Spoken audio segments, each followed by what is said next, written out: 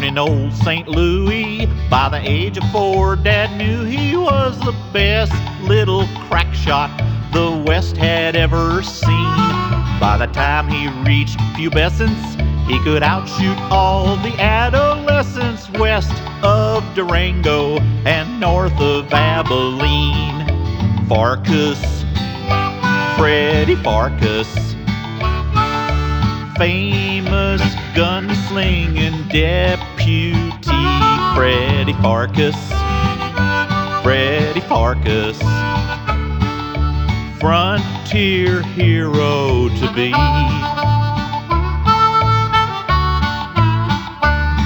Then one day young Freddy Pharkas stared at eyes as black and dark as night, the eyes of an outlaw well known throughout the West. Oh, the tough kid's name was Kenny, and he outdrew Freddy Pharkas when he shot Freddy's ear off to prove who was the best. Now our hero Freddy Pharkas, with wounded pride and earless carcass, vowed to the heavens to give up gunnery. He'd be better off, he reckoned, with a lifelong dream that always beckoned pistols, not pistols, and pharmacology. Pharkas, Freddy Pharkas, highest score on his SAT. Freddy Pharkas, Freddy Pharkas, 5-year college degree. After Fred matriculated, got his PhD and graduated, moved out to Course Gold and bought a pharmacy. Now he's a real prescription writer, and they don't know he's an ex-gunfighter. Locked up his memories, repressed them totally. But his peaceful new survival soon was shot to hell upon arrival of Course Gold schoolmarm, the sweet Penelope. She has captured Fred's affection, but he's scared he'll get a huge rejection. Can't bear to tell her just what he used to be.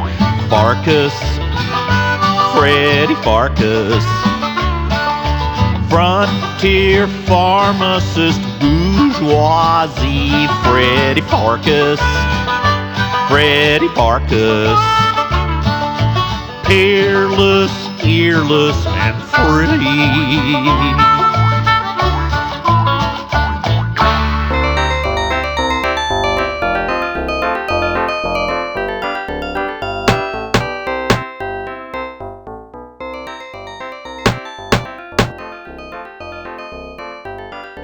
Freddy Pharkas?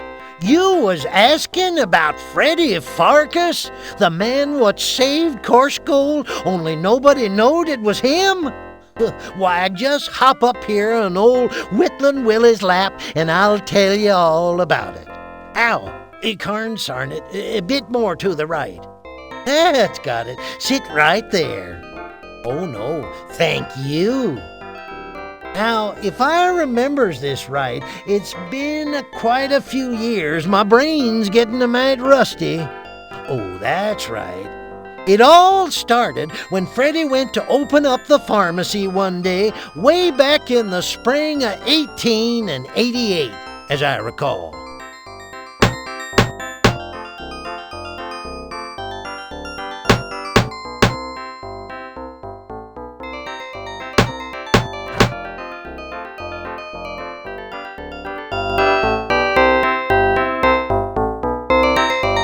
Hey, buddy boy, this isn't that kind of a bar.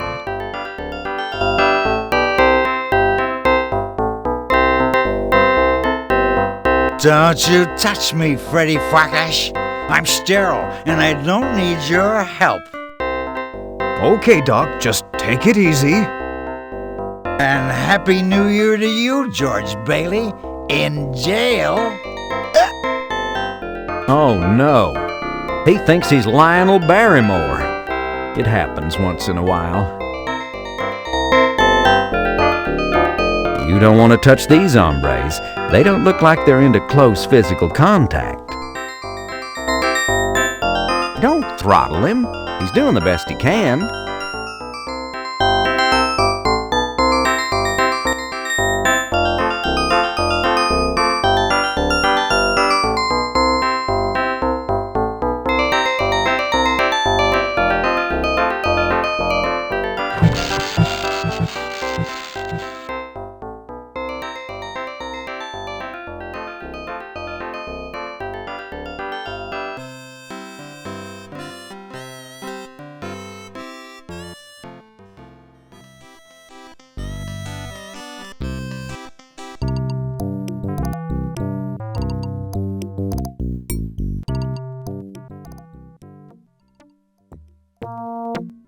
Please don't take my cigars, Freddy.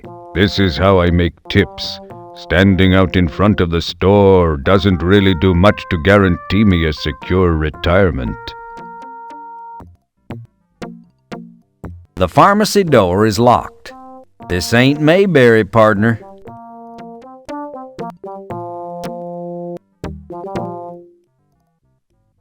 How poetic. The door key and the door key.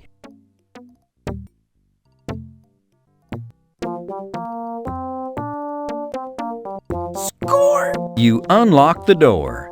Ta-da! 500 points. You're halfway through the game.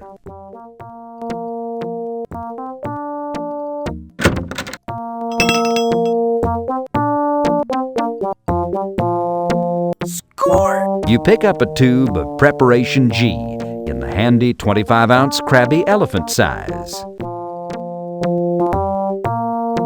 There's nothing there to be taken. You keep your business tidy, which is easy to do when there ain't much business. There's nothing there.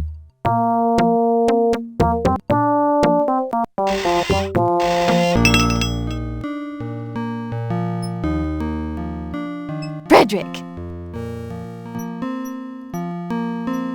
Why, Miss Prim, you sure are looking purty today. Now, Frederick, you may call me Penelope if you please. After all, I think we're to that point in our relationship. She must be talking about the hayride you both went on last month, or the square dance you both went to last week, or the cow tipping expedition you both went on last night. Well then, to what do I owe the pleasure of your company this fine morning? Oh, this isn't a social call, I'm afraid. I have this rather important prescription Doc Gillespie gave me. I was hoping you could fill it as soon as possible. My pleasure, Penelope.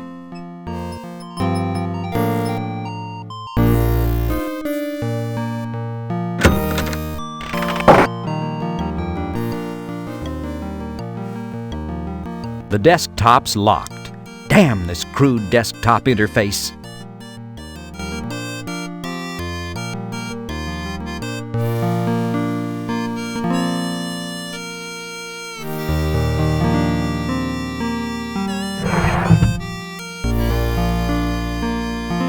Score! You take the key.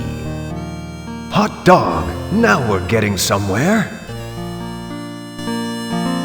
You can only take the stairs up or down. You can't.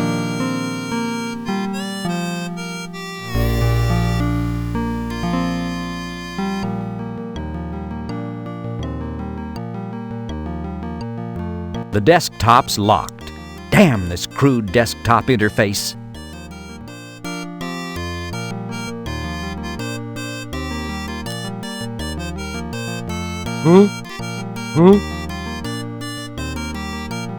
You attempt.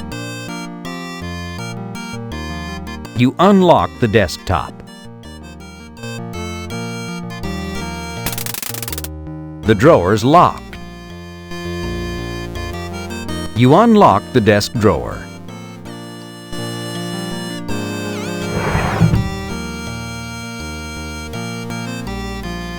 Score! You take the letter out of the drawer.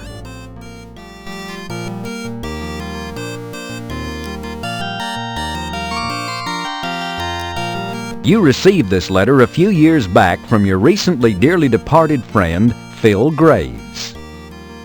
Dear Freddy, Thank you so very kindly for your gracious hospitality during my recent convalescence.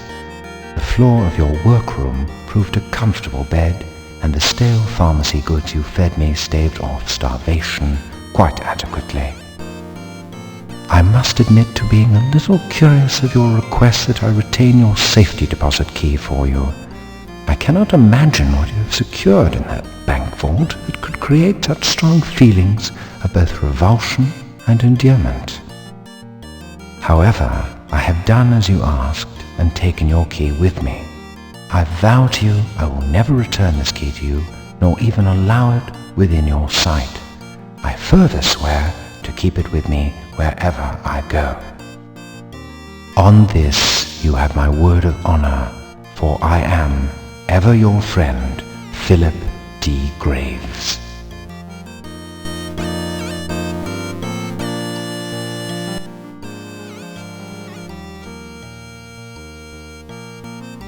Why, the poor dear. She must be suffering from the vapors, those injurious exhalations produced within the body, creating feelings of hypochondria and depression. Her prescription is in Doc's usual scrawl and smells of whiskey, so you know it's authentic. You study Penelope's prescription and prepare to carefully fill it. You wouldn't want to make a mistake with her medicine.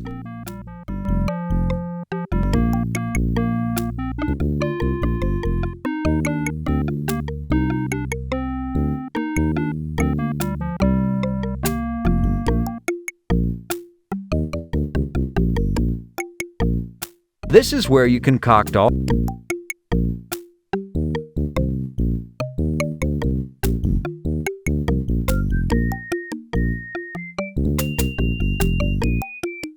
You carefully label the container Miss Penelope Prim for internal use only.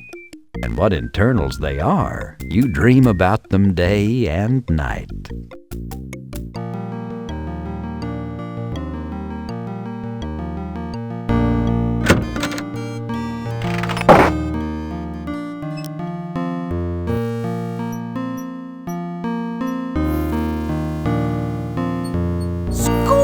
Thank you, Frederick. This looks perfect. You are a scholar and a gentleman.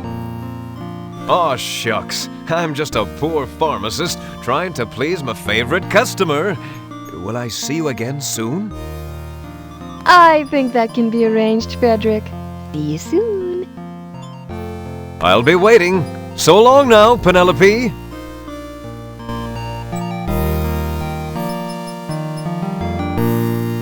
Unfortunately, you were so taken with Penelope's angelic presence that you forgot to charge her the 19 cents she owed you.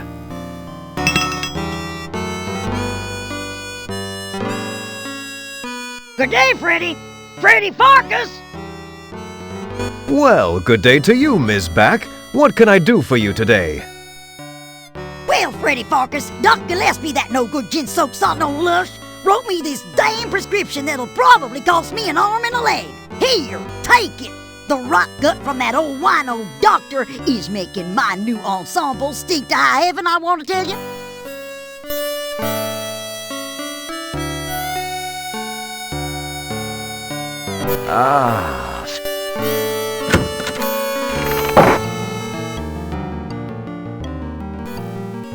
You study Helen Back's prescription and prepare to carefully fill it. Helen Back's prescription is barely legible due to all the whiskey spots, but you eventually decipher it.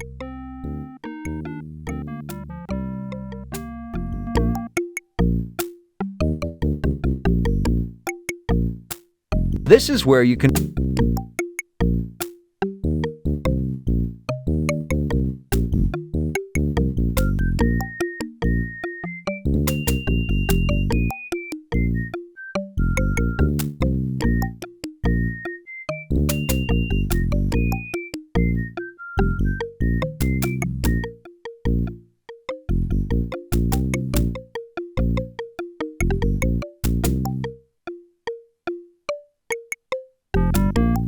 Drop the contents down the waste receptacle.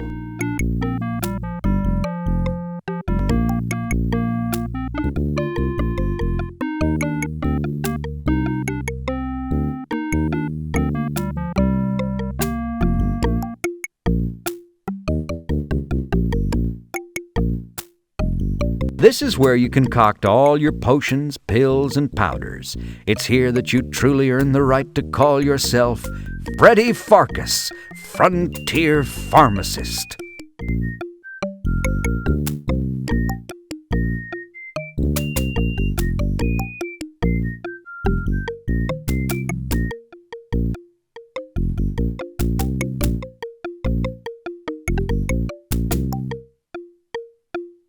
This is where you concoct all...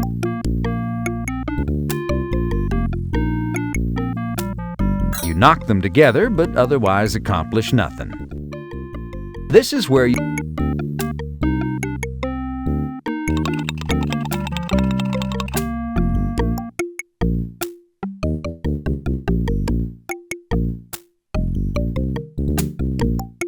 You knock them together, but otherwise accomplish nothing.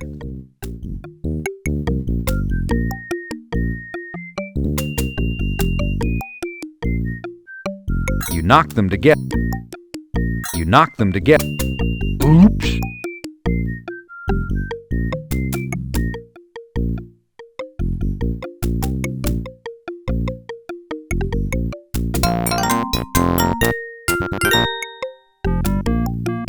You can place the pills into a medicine bottle by clicking the bottle on the pills.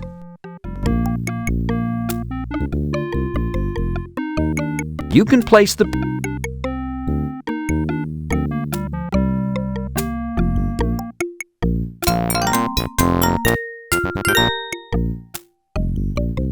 This is where you...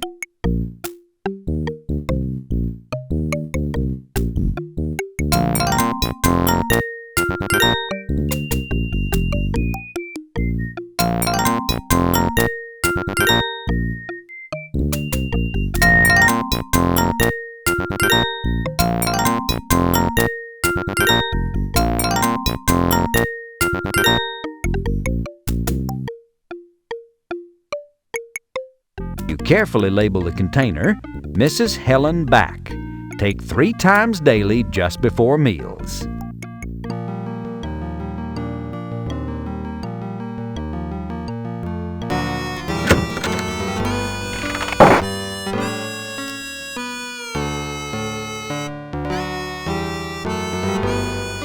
Score! That's better, Freddy Pharkas. That'll be 22 cents, Miss Back. You'll just put it on my tab. I don't have it with me right now.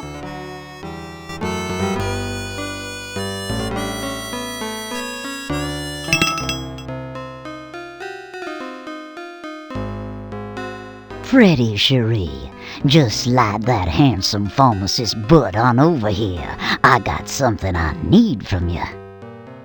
Morning, Sadie. What have you got? Well, I got a prescription here I need filled.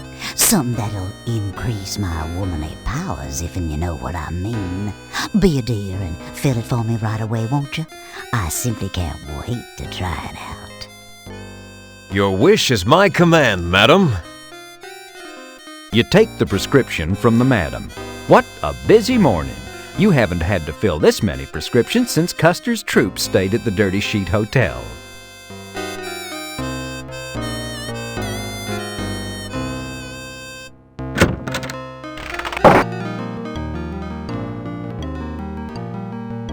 As you study Madame Overy's prescription, you realize you cannot read it.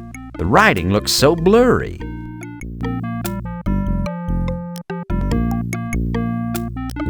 This prescription is impossible to read. That's what happens when Doc writes a prescription through bleary, whiskey-soaked eyeballs.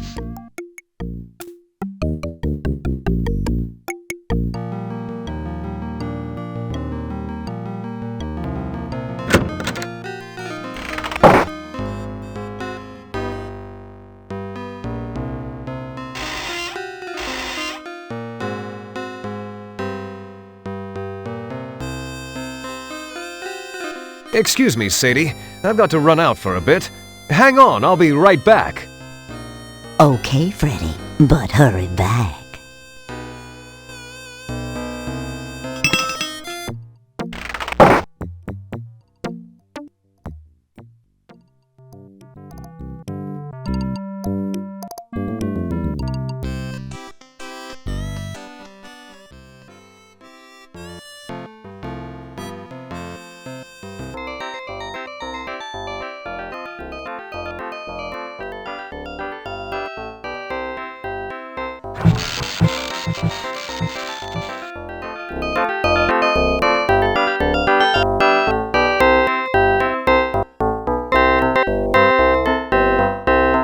Don't you touch me, Freddy Pharkas.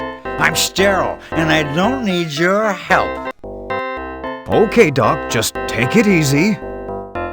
And Happy New Year to you, George Bailey, in jail.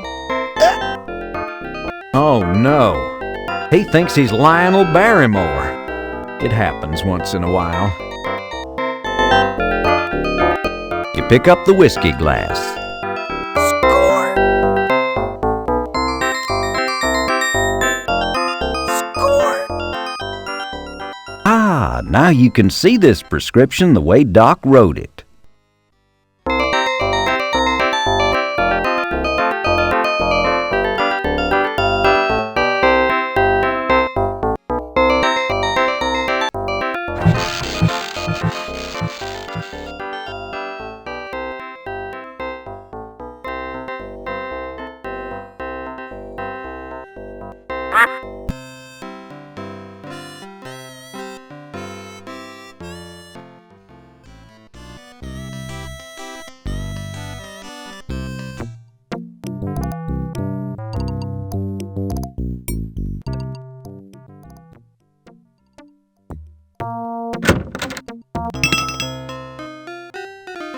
I'm back, Sadie. Sorry for the delay. I just had to check out a few things. Perfectly okay, Freddy, hon. I was just admiring the way you display your goods. Look who's talking.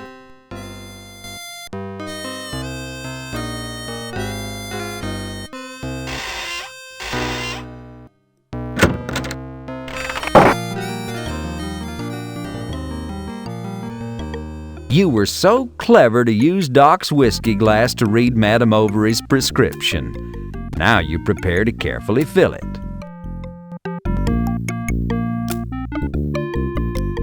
Finally, you see the prescription as Doc Gillespie must have seen it when he wrote it. Through the bottom of a whiskey glass.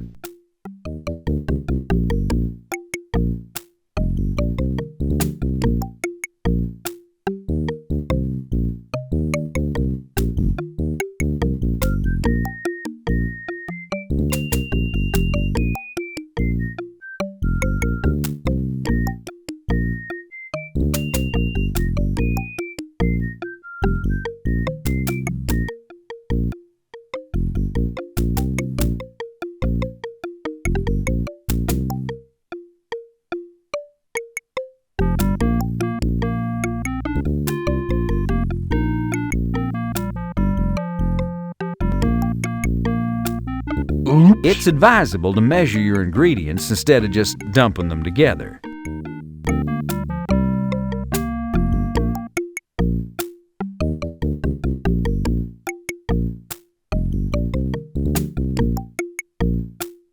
This is where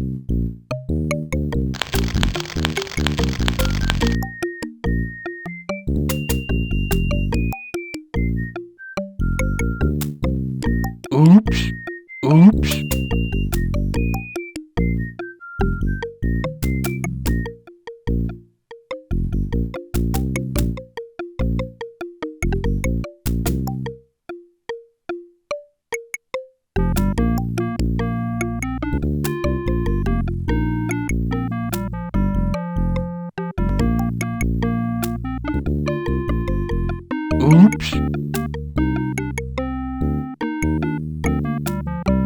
Oops, oops, oops. Oops, oops. This is where you concoct all your potions, pills, and powders. It's here that you truly earn the right to call yourself Freddy Pharkas. Oops. This is where you... Oops.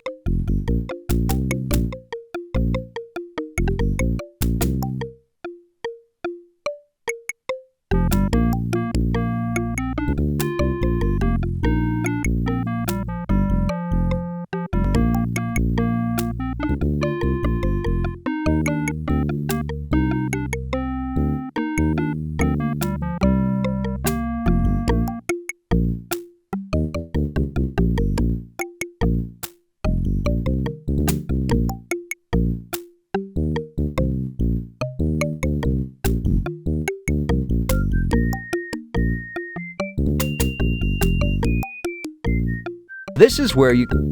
This is where. This is where.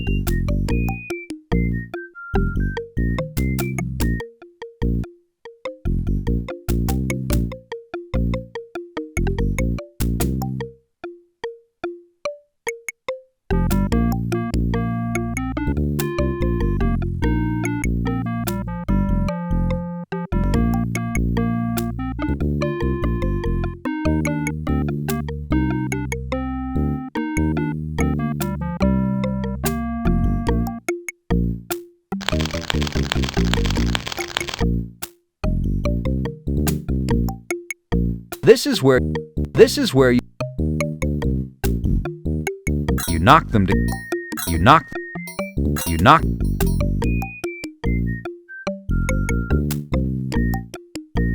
Your work.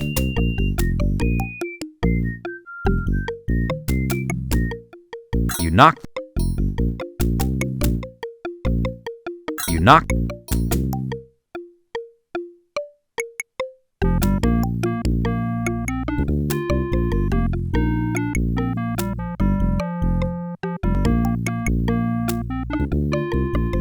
You knock.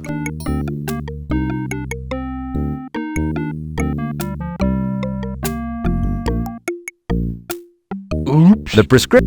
The prescript. The prescript.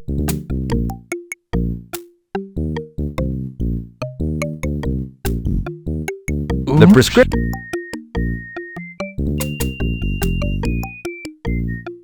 The prescription.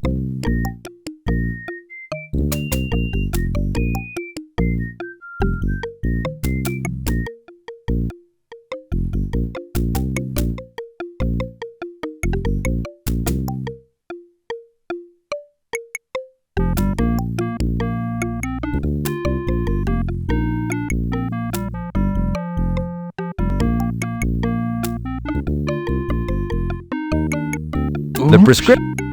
The prescript. You only need one. You only need one prescription box at a time. This is where the prescript. The prescription box is for finished prescriptions only, not for mixing ingredients.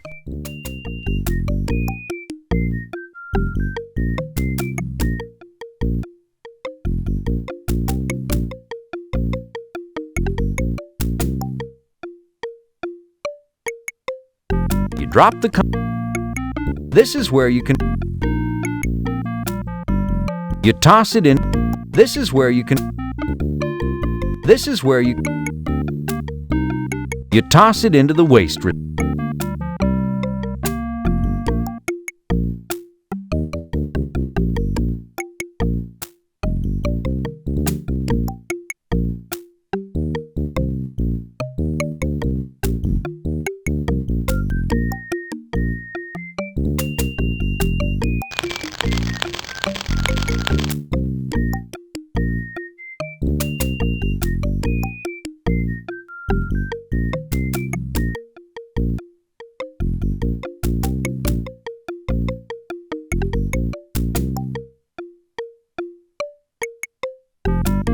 This is where you.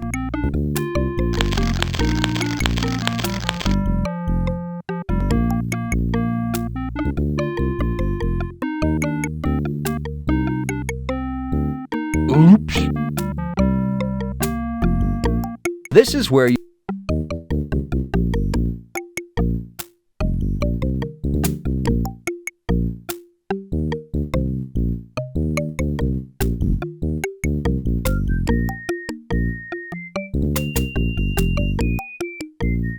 Your work.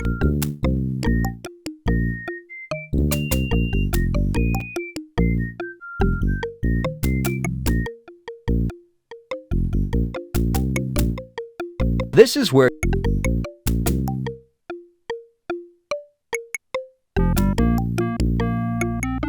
You carefully label the container, Madam Ovary.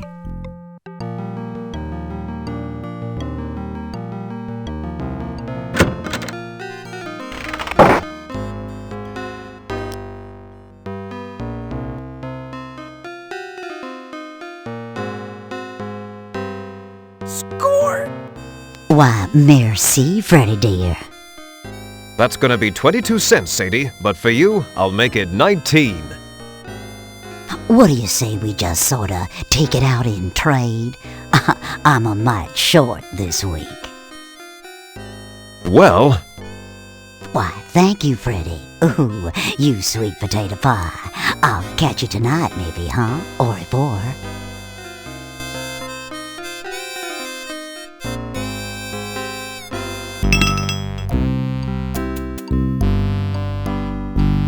Hey, Pharkas! My butt's killing me! He does know how to make an entrance, doesn't he? Sorry to hear that, Smithy. Yeah, so give me some of that preparation G.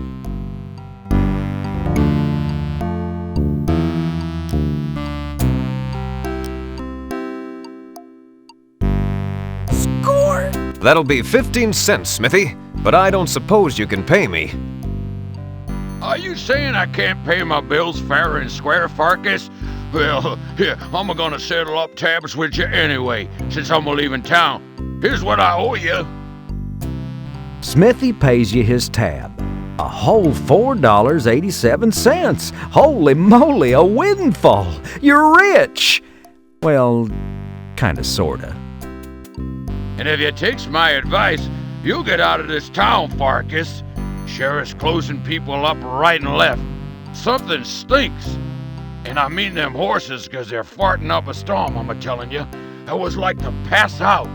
Somebody must have put something in their feed. I don't know what, but I tell you, don't go striking no matches out there. Good luck to you, Pharkas. You was always one of the good ones. Good luck to you, Smithy. Your strong back and gruff but good-hearted demeanor will be sorely missed. But you was a strangin'.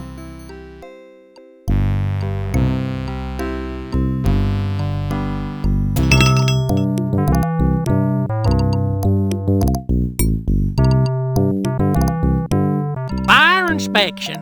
I'm here to check out your fire safety per the new town regulations. Oh, look here.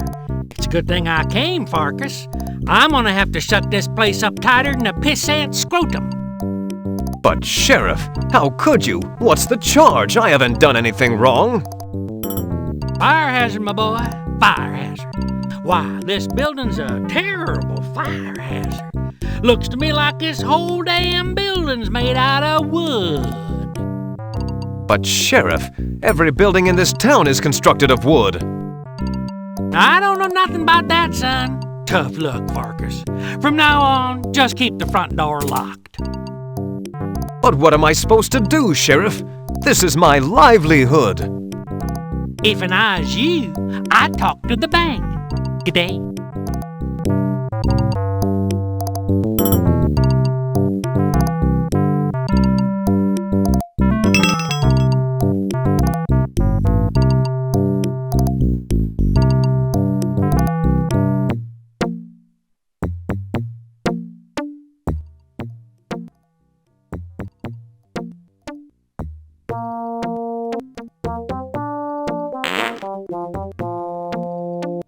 So Freddy was forced to shut down the old pharmacy again his will.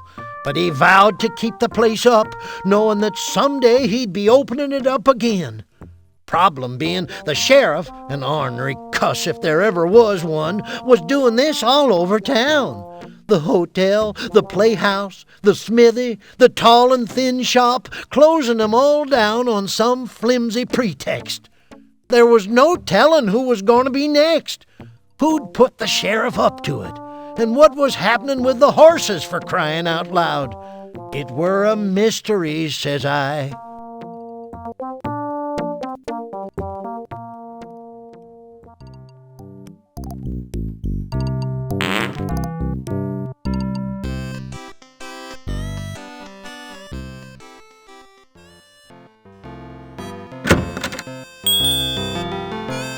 The door swings open. From the back, you hear Chester's voice. Yep. Don't be jostling my arms, son. You'll mess up my whittling. Score! You take a complimentary paper bag.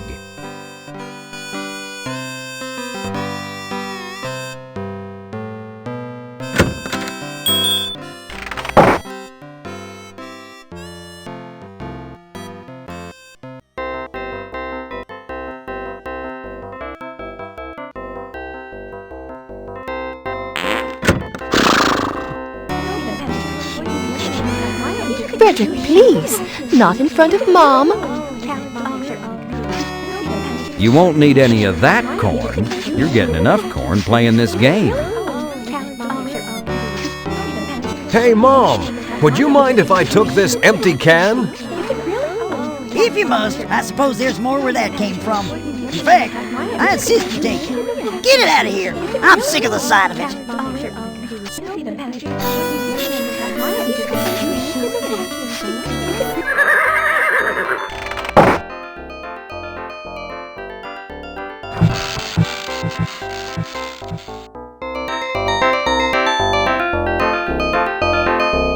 Hey, buddy boy, this isn't that kind of a bar.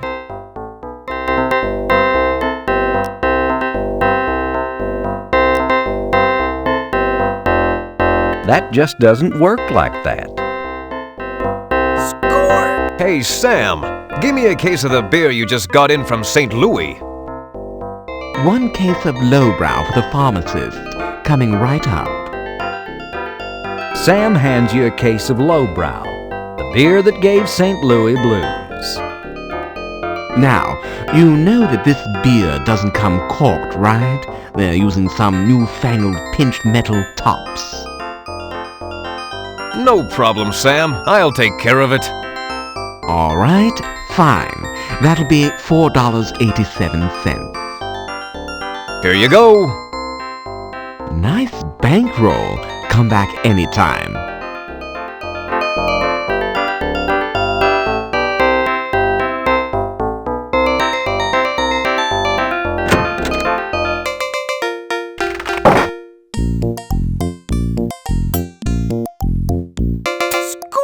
You pull the ice pick out of the barrel and gingerly place it in your pocket.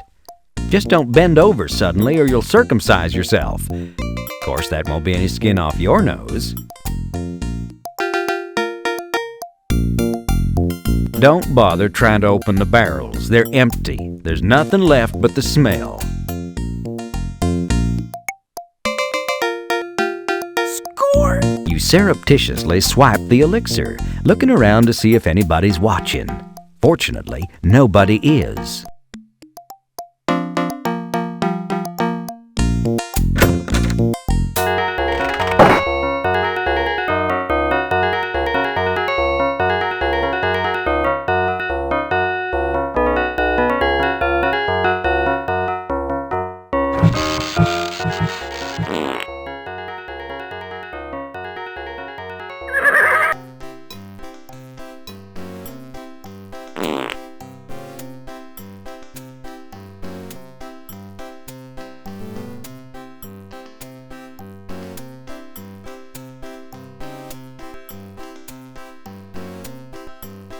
There's no need to touch that.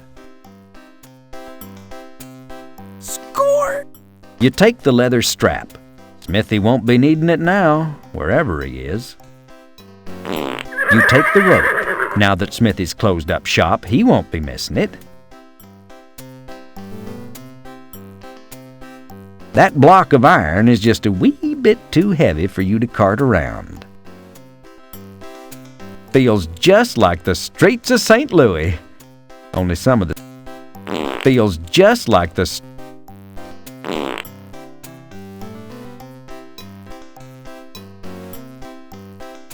Once, Coarse Gold's brave pioneer settlers predicted Main Street would rival the Champs-Élysées, Van Ness Boulevard, or Broadway. Now it rivals the Oregon Trail and is about as smooth. It's an anvil, cast of iron, and really very heavy. Digging through Smithy's formerly white-hot forge, you find an unused hunk of charcoal which you decide may well be of use to you, so you keep it.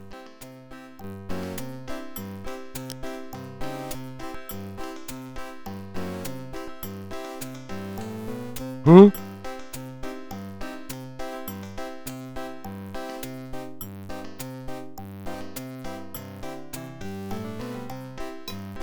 Huh?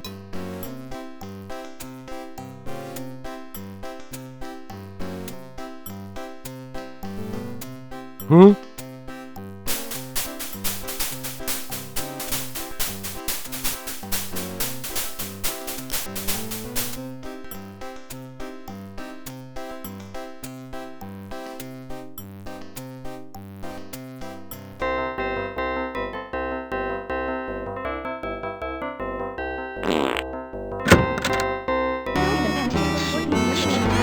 You won't need any of that corn. You're getting enough corn playing this game.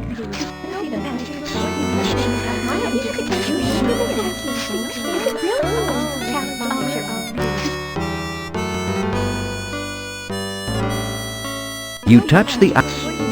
You touch the... Huh? Huh?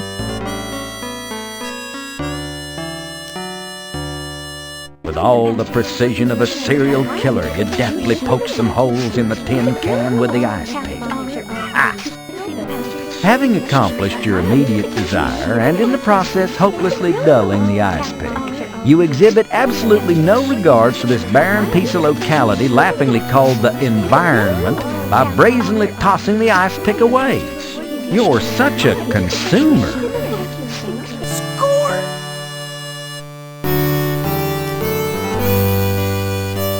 Huh? Huh? Huh? You test the leather strap. Wow, it is durable. You test the leather...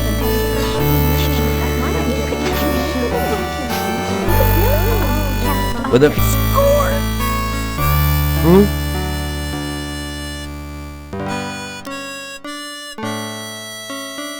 Huh?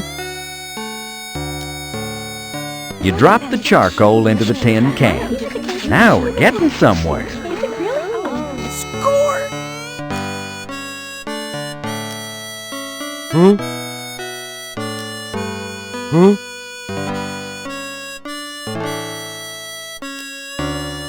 You slip the leather strap through the holes in the tin can. They fit perfectly. Congrats! You always wanted a tin feed bag. Score!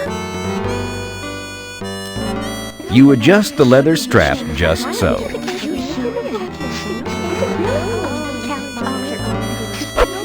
Hopsy, how'd you put up those no-pest strips yet?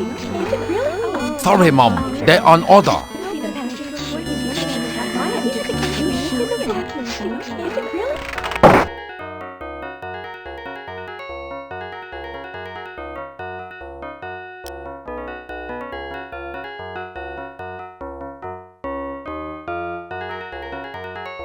A really terrifically disgusting idea. Unfortunately, the horse's tail momentarily blocks your access.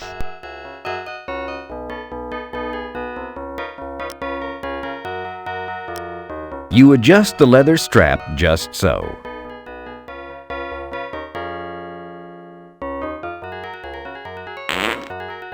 Score! In what may well be the most revolting idea you've ever had, you hold the brown paper sack up to the horse's anal sphincter and wait. With a reverberating the horse responds, inflating your bag with a foul sample of gas. You quickly twist the bag shut to lock in freshness.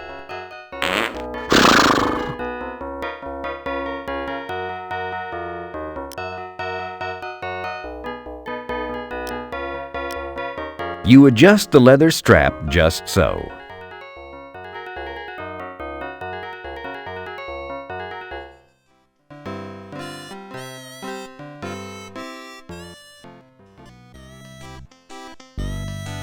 You're beginning to feel a little lightheaded. Better use your gas mask.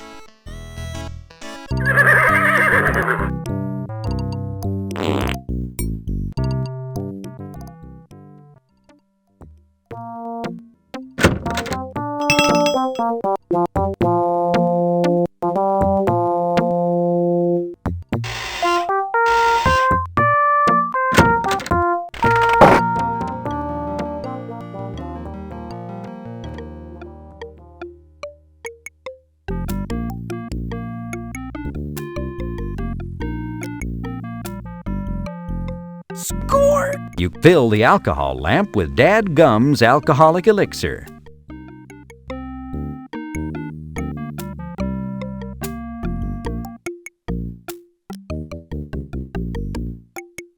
Good idea, Freddy.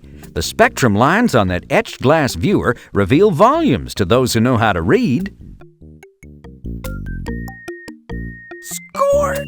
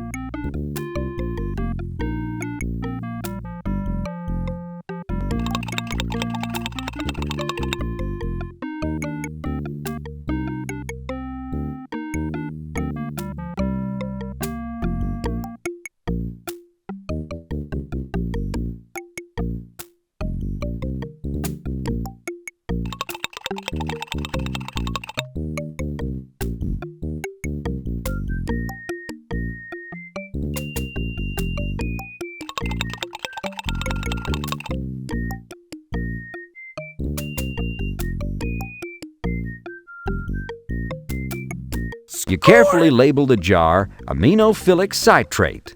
Congratulations, you've just created your first batch of Pharkas's deflatulizer.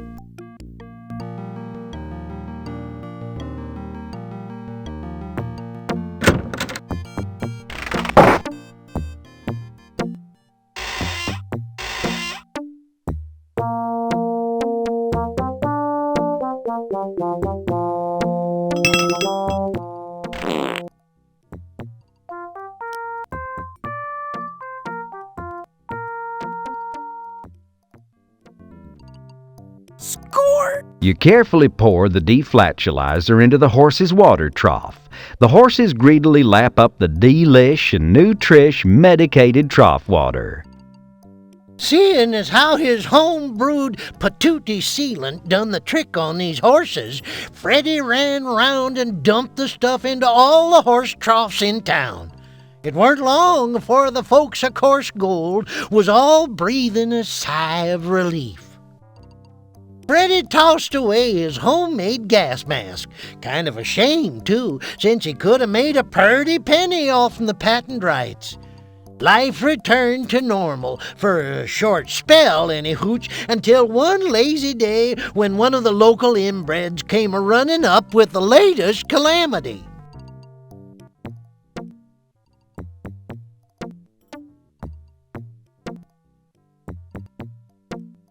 Board up your windows and doors! Lock up the women and children! Run for the border, Louise! There's a stampede a-coming! A stampede! Hurry up, Freddy! You only got a week and a half before they get here! A week and a half? They's snails! Snails? Snails? Good heavens! This is the worst thing to happen to Coarse Gold since the great hail of clams back in '83.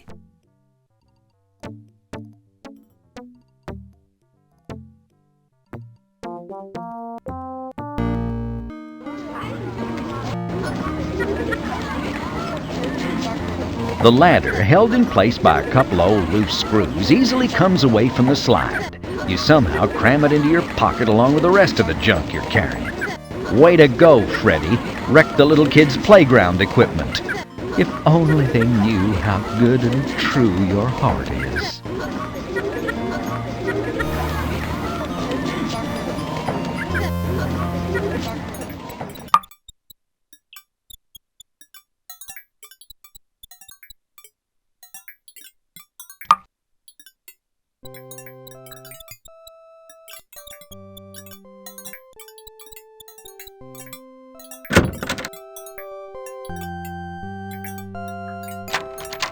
Score! You take the key to the church.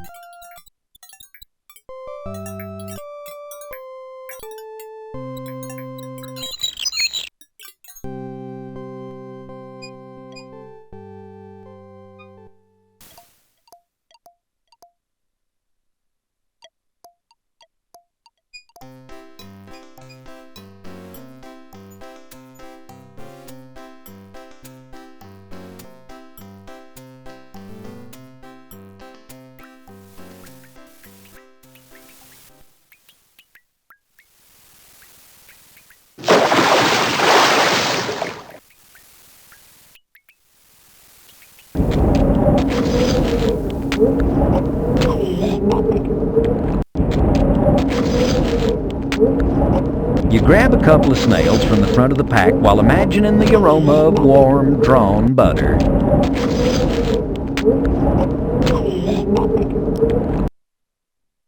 With muscles bulging from years of grappling with child-proof caps, you deftly wield the church key and wrench the tops from all the beer bottles. Score!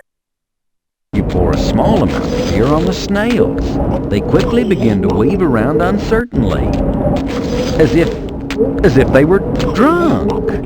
How bizarre.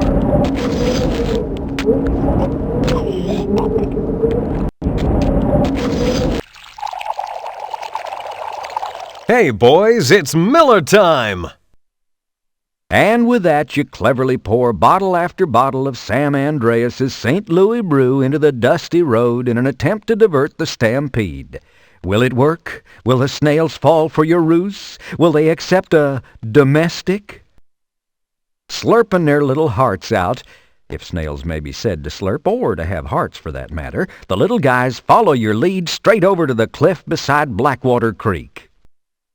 Isn't that cute? They're so gullible. Don't they look just like little lemmings marching over that cliff?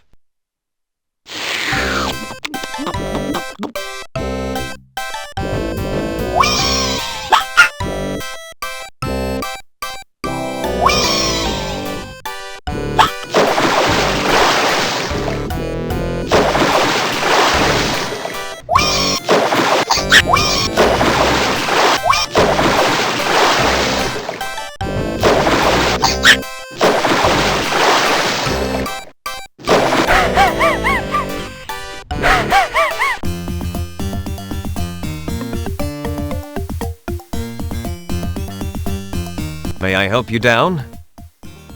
While I appreciate your offer of help, I must remain here. I simply cannot harm an ant, and I can presently ascertain no effective means of dismounting this anthill without hurting another living creature.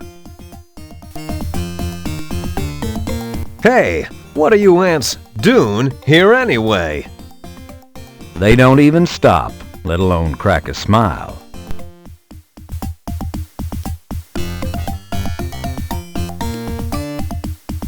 I've got it, Srini. I know how I can help you. Here you go, partner. Hoof your way across this.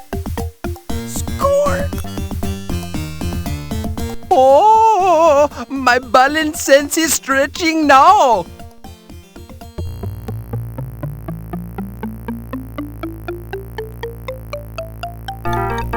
You made it!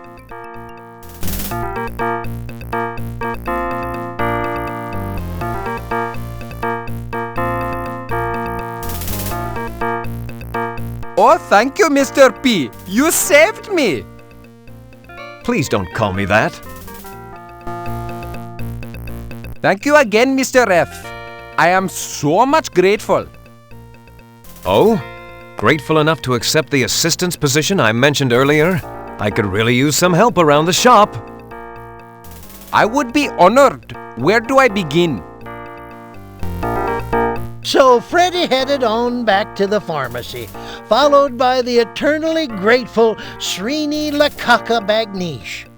Seems like Freddy not only found himself a new assistant at the pharmacy, but also a good friend as well. So as my assistant, I want you to help me around the store, clean up, you know, the usual chores. Oh, I would be highly gratuitous of your bending over to display me such a position. Would you be offering as well a form of payment? I'll pay you 10 cents a day and all the Rustler's Stove chocolates you can eat. That is an agreement. Excellent. What was your name again? Srini Lakaka Bagnish. But you may call me Srini, and I will be calling you Freddy. Okay? Okay, now let's get cracking, Srini. I'd like you to go out there and create some nice displays for the skin lotions. We may be closed temporarily, but we'll be opening sooner or later, and we've got to be ready. What it is, Freddy. I will be getting on that now.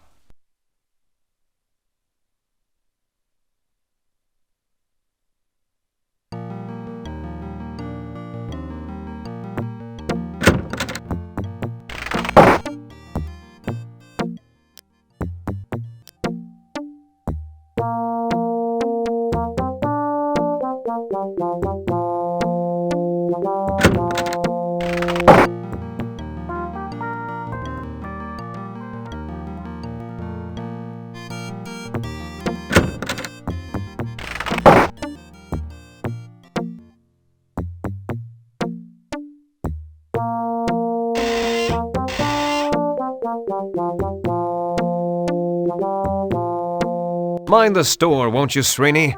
I'm off to uphold justice and stuff. Okie the dokie.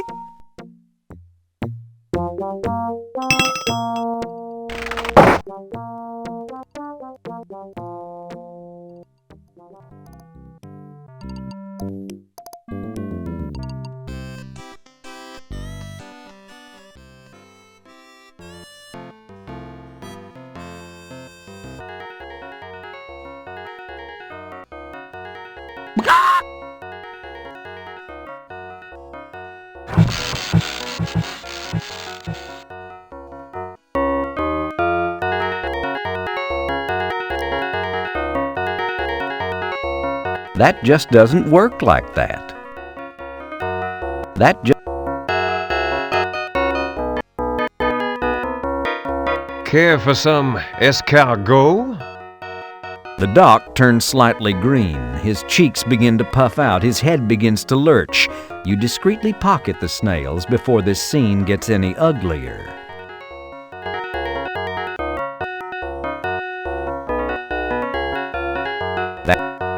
Most saloon fixtures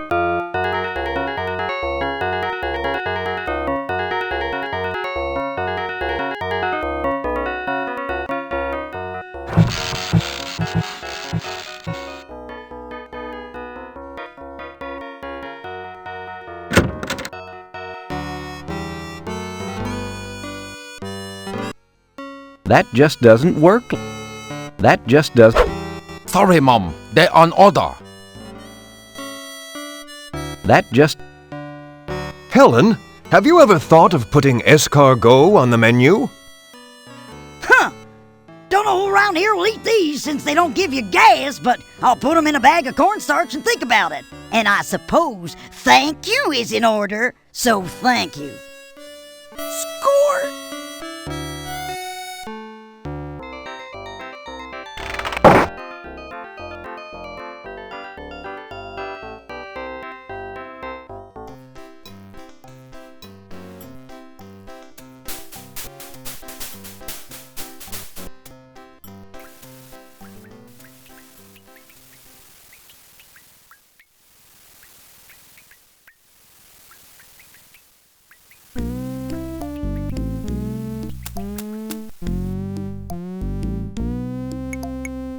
Cedric the owl looks lost and out of place in the hot desert sun.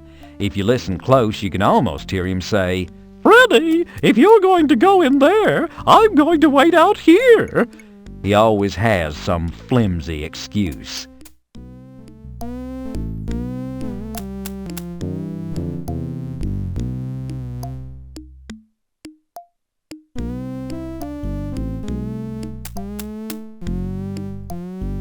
As far as the eye can see, the landscape is filled with rocks.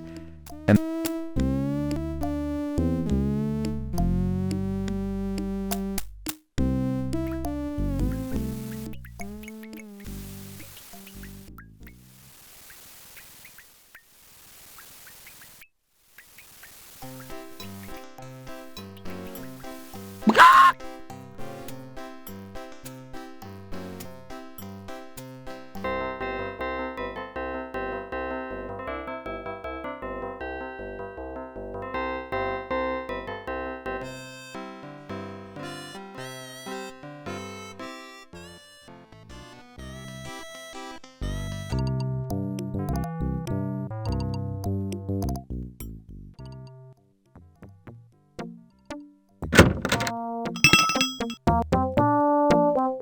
You return. Yep. It is good to look upon your eternally smiling countenance of face again. Yeah, I've missed you too.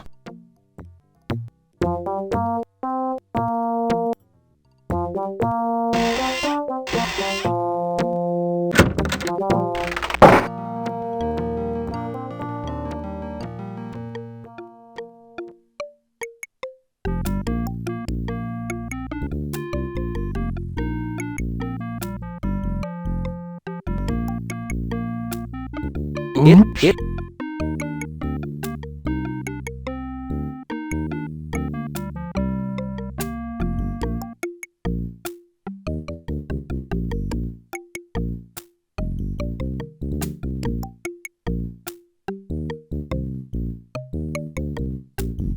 The chemical warms slowly over the alcohol lamp.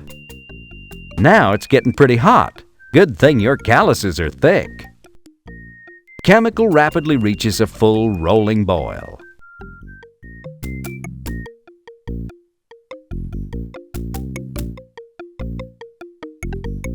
You carefully label the bottle bisalicylate antitoxidine. Congratulations! Be careful, this stuff is mighty concentrated.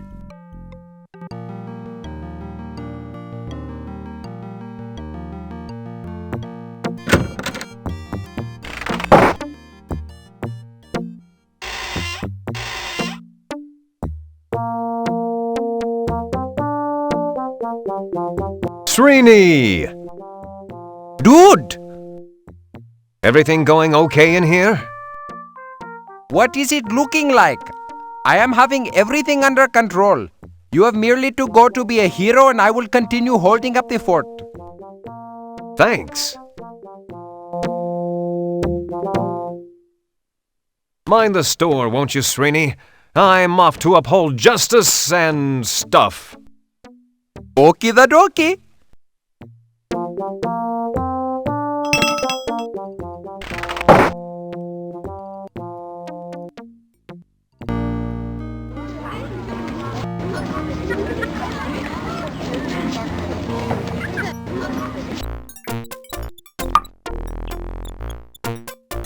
I cannot tell how much more she can take, Captain. She can't hear you over the mighty roar of her lower gastrointestinal tract.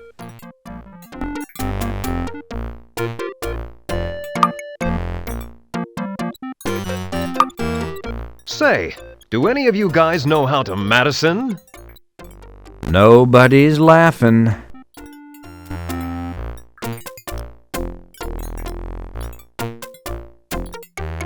You turn the faucet on and water gushes out.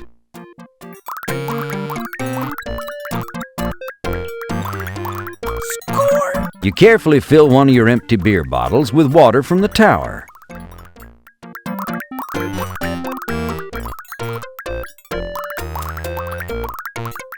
You take a swig of the water from the water tower. Uh-oh. Your stomach starts to make strange sounds. Your small intestine begins to whine. Your lower intestine starts complaining loudly.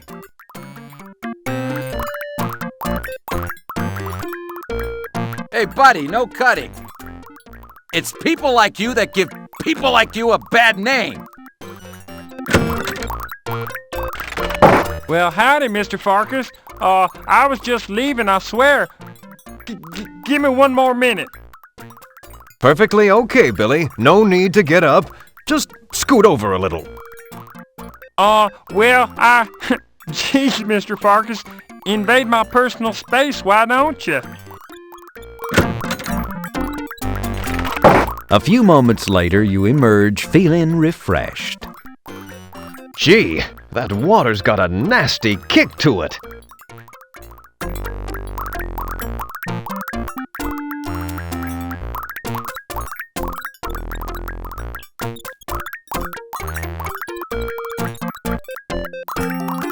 Score!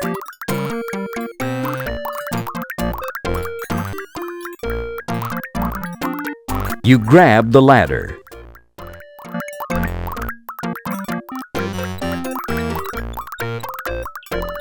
Score! Remembering your father's advice about never using the topmost rungs of a ladder, you stop just short of the ladder top.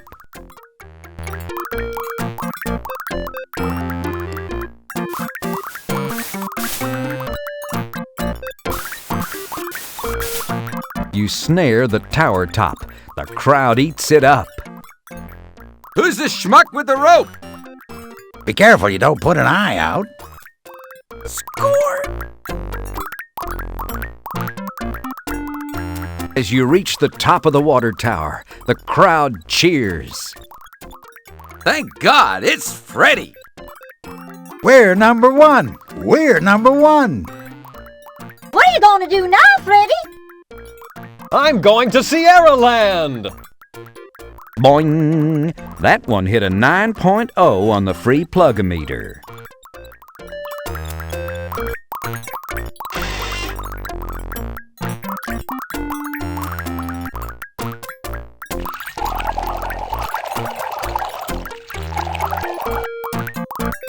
Score! You carefully pour the purification solution into the town's water supply. Excellent job. It weren't more than a few hours before the folks of Coarse Gold was feeling a whole heck of a lot better. Their bowels were all settled down and happy. Freddy knew he could relax now. Everything was calm and peaceful. But round about midnight, that very same night, trouble struck again. Freddy was in his own bed, sound asleep, when... Fire! Fire, Freddy Pharkas! Please come urgently! What's wrong, Srini? A tragedy is becoming. The assay office is aflame. She is burning with a might more severe. The pharmacy may be next alighted. Get dressed as soon as possible. I am dressed. I don't own pajamas. Take mine. No, wait. There is not time to perform such an effort. Just hurry and scheme in such a way so as to extinguish the most threatening fire.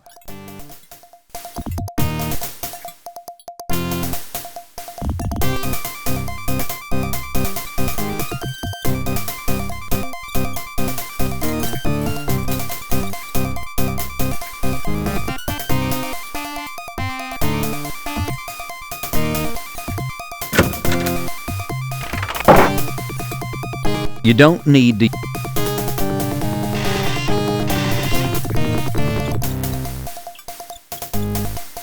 Mind the store, won't you, Srini? I'm off to uphold justice and stuff. Okie the dokie.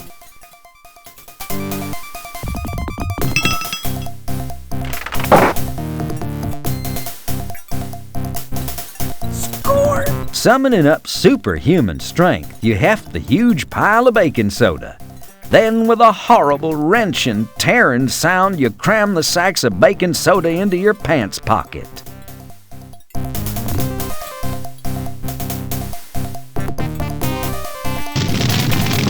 The old abandoned assay office is ablaze, threatening to burn down not only itself and your pharmacy, but the whole town.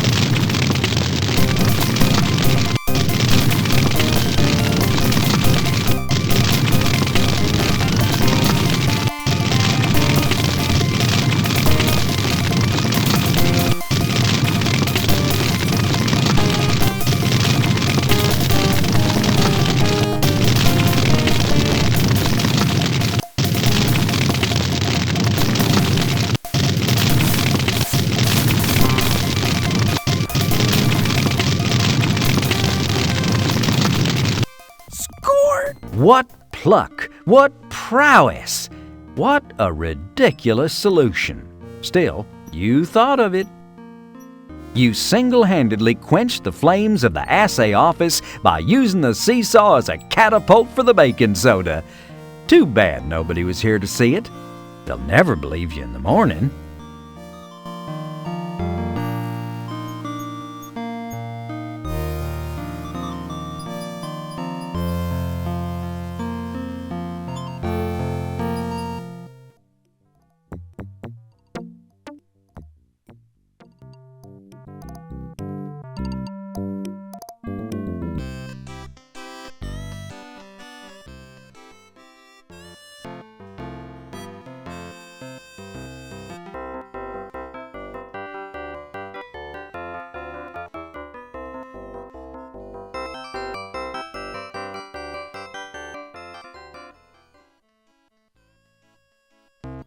The boss is more than a little upset.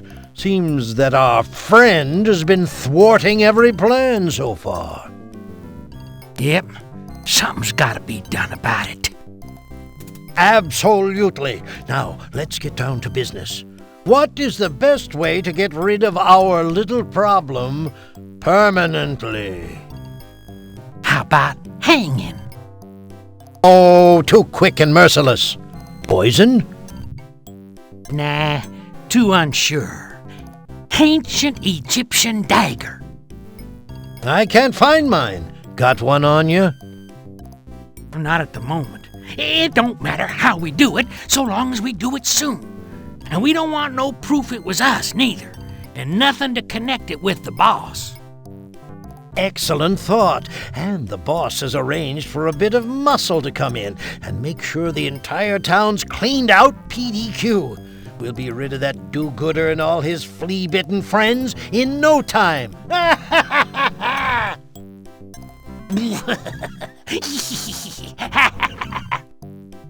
Laughing cruelly, they sit back to reflect on their villainy.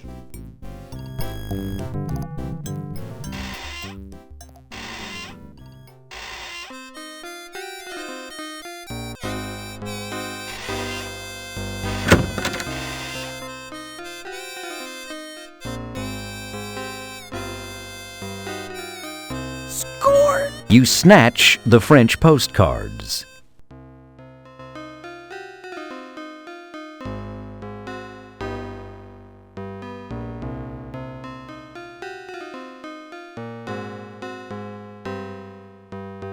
Howdy, Chastity.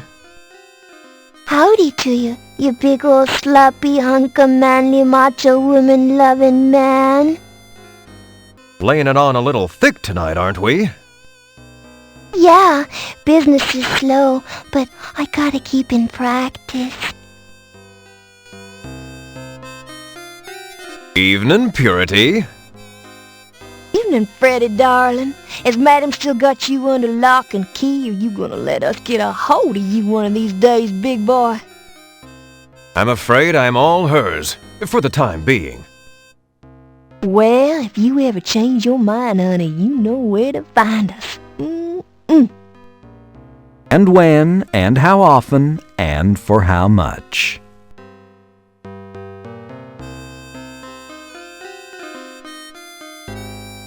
Bah ha ha ha ha ha.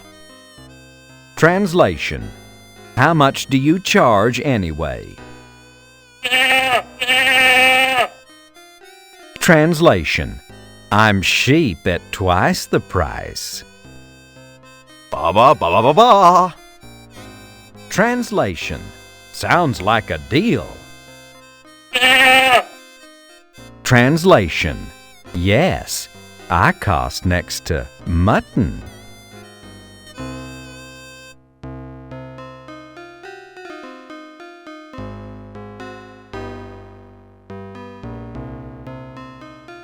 Howdy, Miss Virtue. You sure are a vision of loveliness. Thank you ever so much, Freddy. And you, sir, are a study in buff. What does that mean? Just that you're the manliest prescription-filling man I did ever see. Oh, thank you.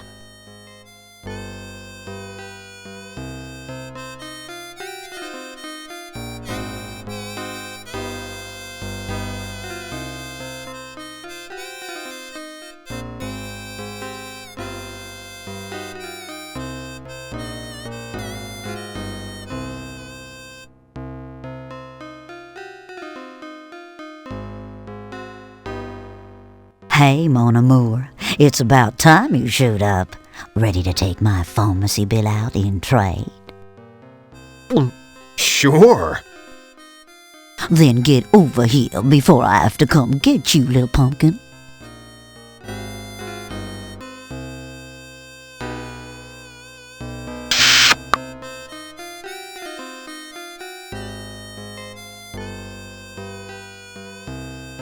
Freddy, I think you should leave. Why, Sadie? Just because I'm using you for cheap, tawdry pleasure when my heart belongs to Penelope Prim, the gorgeous, young, obviously more virtuous new town schoolmarm? What? Who? Oh, nothing. Never mind. What were you saying? Oh, I was just saying I think you should leave. Leave town, that is.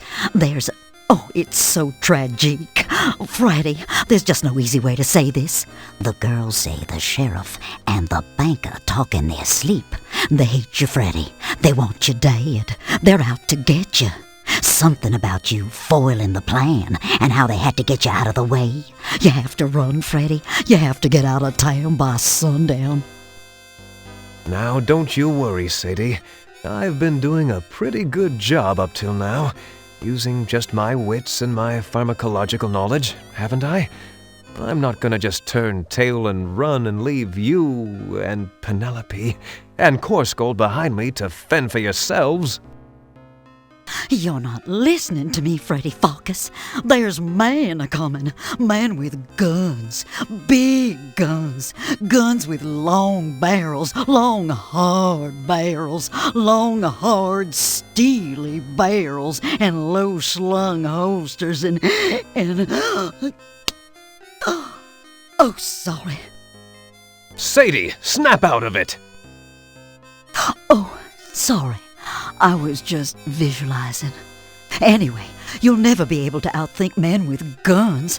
If you're set on staying in town, you'll have to, go back to your old ways. That's out of the question. I left gunslinging behind me years ago. I'm not like that anymore, and I don't want to discuss it. Stop it. You gotta choose, and that's all there is to it, hon. Either leave town and save your hide, or pull yourself together and face reality. Quit talking about potions and liniments. They're not gonna stop no bullets. It's time to get off for your cute little butt and give these men a taste of frontier justice. Now, what are you gonna do? I don't know. Hold me, Sadie. Press me to your ample bosom, and let me decide tomorrow. You got it, hon.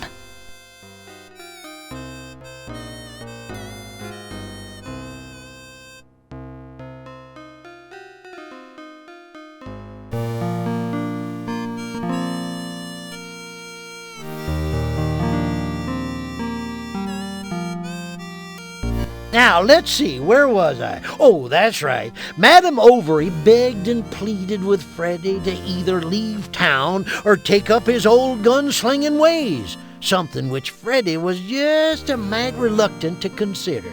So they decided to sleep on it, and though they didn't get much sleep, Freddy did mull it over somewhat. The next morning, he decided to... Maybe I better... Wait, maybe I better... Well, never mind. Just go on.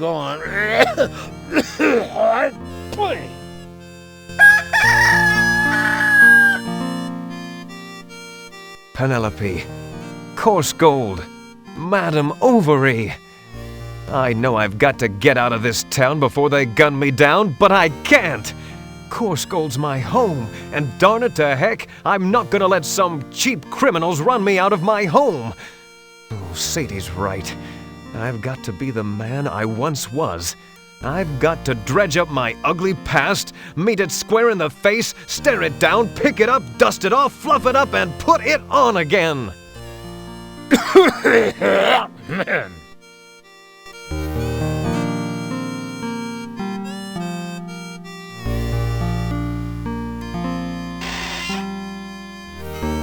Taking a serious look at yourself, you decide you like what you see. Score! You take your old gunslinger clothes and your good guy model Stetson hat.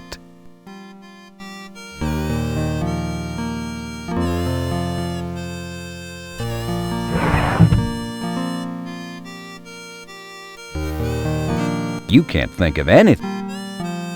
It's a claim check. for a pair of boots. Your old cowboy boots from the before time. Before the accident. Could it be? That's what you get for not opening this drawer for the past decade. Score! You pick up the claim check, your hand trembling with the memory of the last time you wore the boots that you traded for it. That monster, Kenny the Kid, looking down at you and laughing as your ear bled in the hot sun. You put those boots away, never to wear them again. And when you moved to Coarse Gold, you sent them to be cleaned and polished. That was years ago. They've probably been lost or thrown away by now.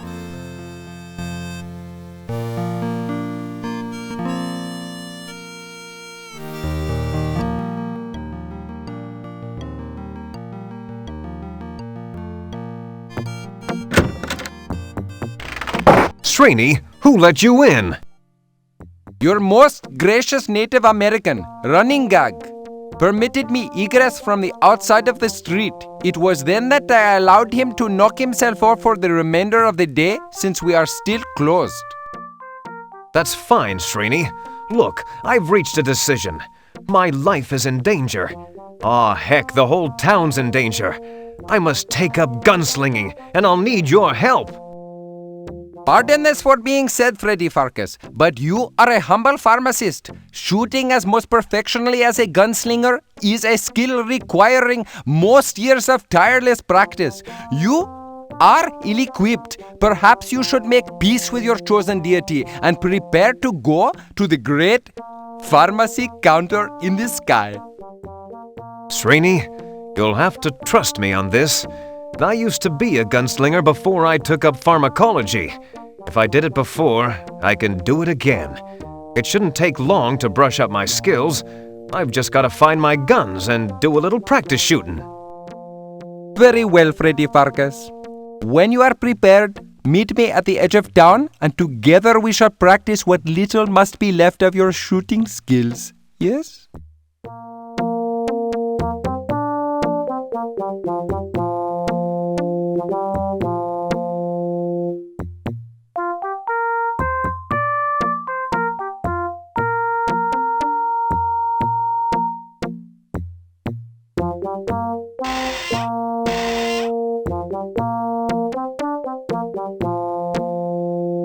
Mind the store, won't you, Srini? I'm off to uphold justice and stuff. Okie the dokie.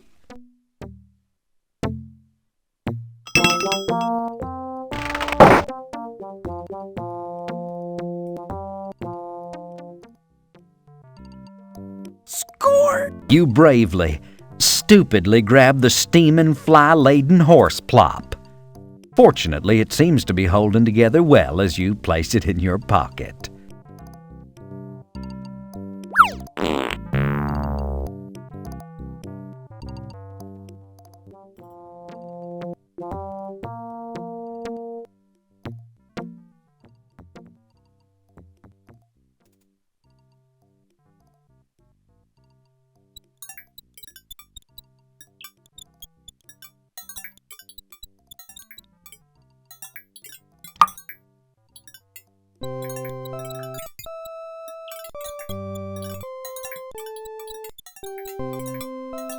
You would never dream of stealing a candle from a church, but they wouldn't miss one of those puddles of candle wax.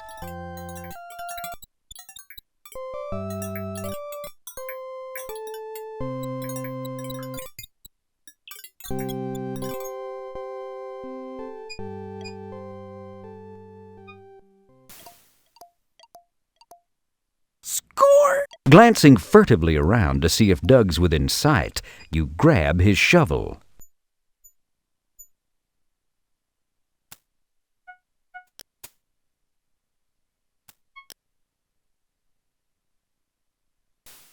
Score! You start to dig up the freshly laid grave. Muscles that haven't been used in years begin to groan and whine, but with the gritty determination of a professional grave robber, you toil on. And on, and on.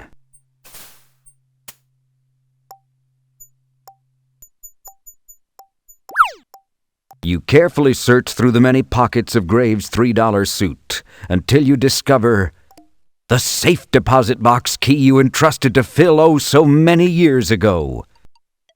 Score! In a touching display of emotion and a hidden desire to carry a little less around with you, you fold up Philip's letter and place it under his folded hands. I guess this makes Phil a correspondence corpse.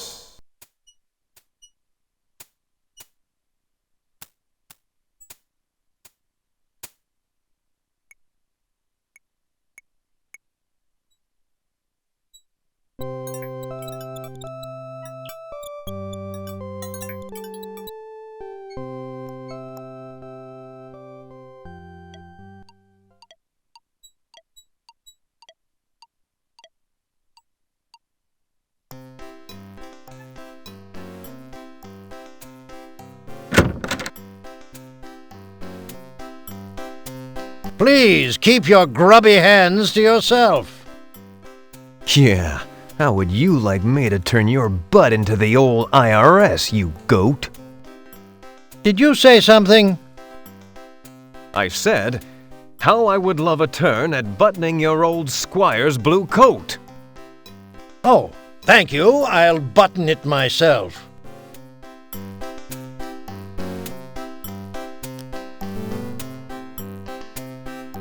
I don't recognize that key. It certainly opens nothing around here.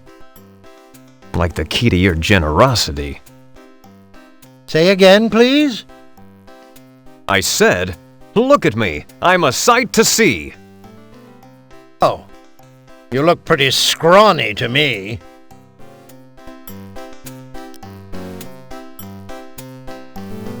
You hand the safe deposit box key to PH Balance.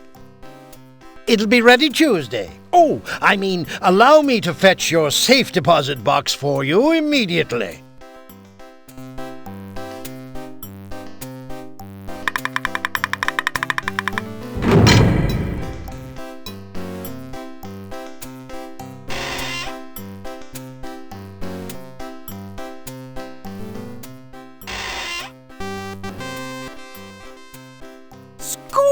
You lovingly lift your pistols from the box where they've spent the past decade. Score! You take your lucky neckerchief out of the safe deposit box. Now you're really beginning to feel lucky. Wait a minute. The last time I wore this was when Kenny shot off my ear back in St. Louis. Well, okay, so maybe it's not that lucky a neckerchief.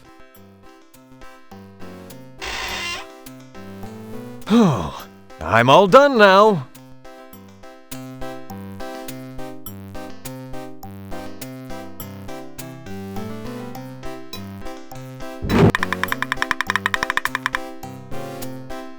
Thank you for using the Bank of Bob.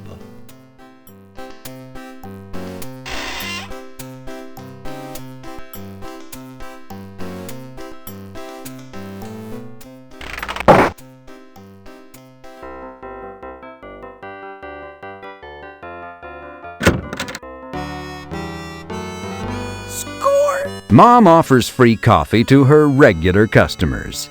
You're as regular as anyone. 11 a.m. every morning you head straight for the outhouse, so as usual, you pour yourself a steaming hot cup of joe.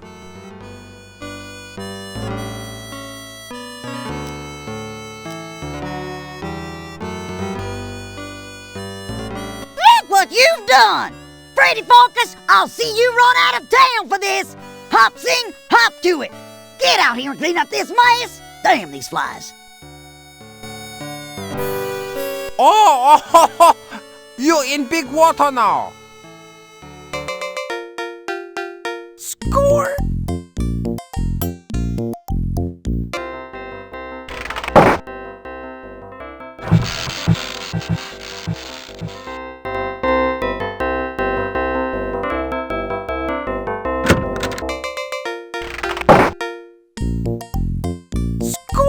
Good move, Freddy.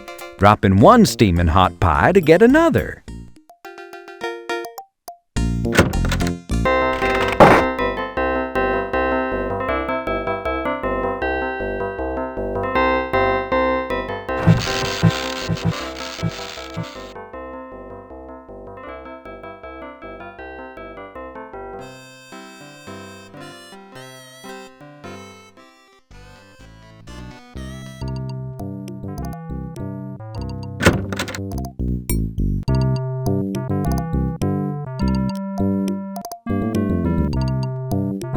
That just doesn't work like that.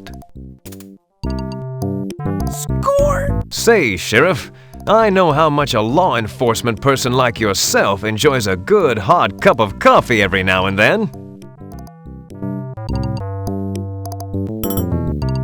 Thanks, partner. But you know what? Something sweet would sure taste good right now. Why, I bet that's true.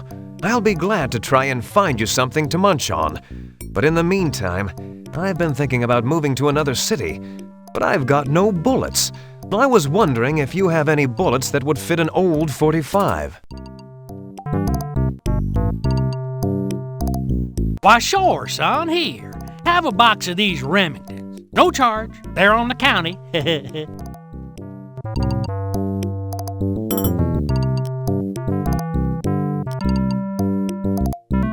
Score! Here you go, Sheriff Shift. I found some of Mom's nice hot apple pie for you. I know how much a law-enforcing person like yourself enjoys sweet, fatty breakfasts.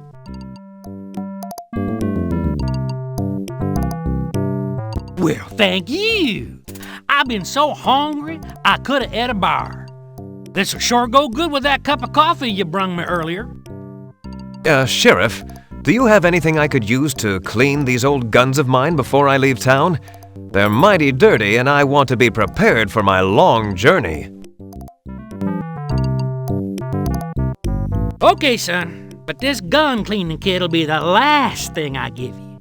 Now, get your guns cleaned, get your horse packed, and get your ass out of my town.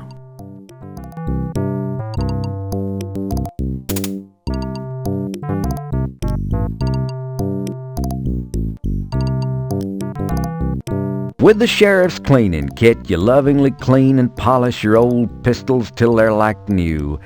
Good thing you removed all that nasty rust from your barrel. Damn thing could have exploded right in your face. Score! You slip the bullets in the chamber as the old memories come rushing back. And a few featuring you and your first cousin out behind the barn when you were both curious 8-year-olds.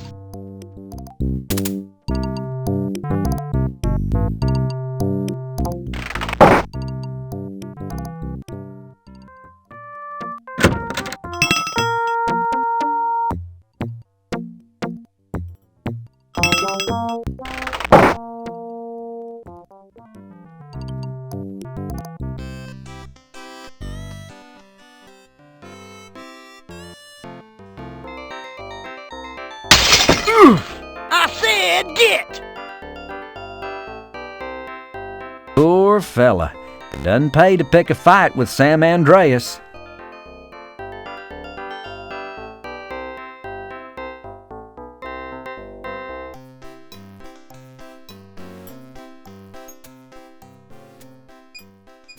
Close physical contact between men is frowned upon in your country, is it not? I guess so. Good. Please to keeping it thusly.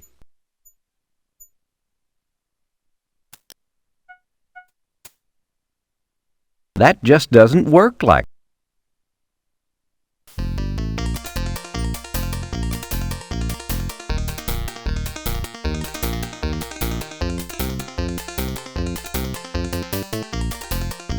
Okie dokie, Freddy Pharkas. First we shall see if you can successfully strike the bottles from afar with the bullets of your pistol. Then I will toss the bottles up in the air and you may try to hit them in flight.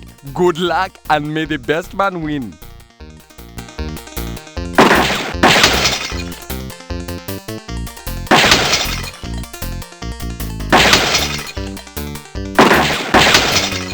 Score!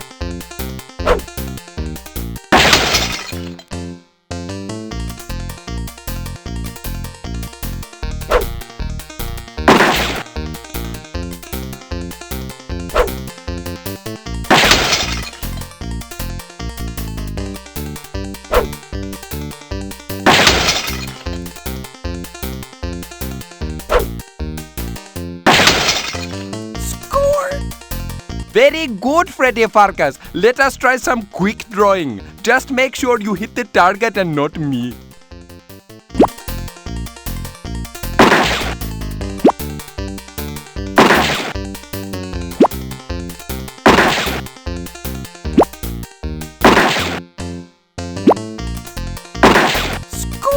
I'm uploading myself inside. Now for the big challenge, 6 bottles all at once.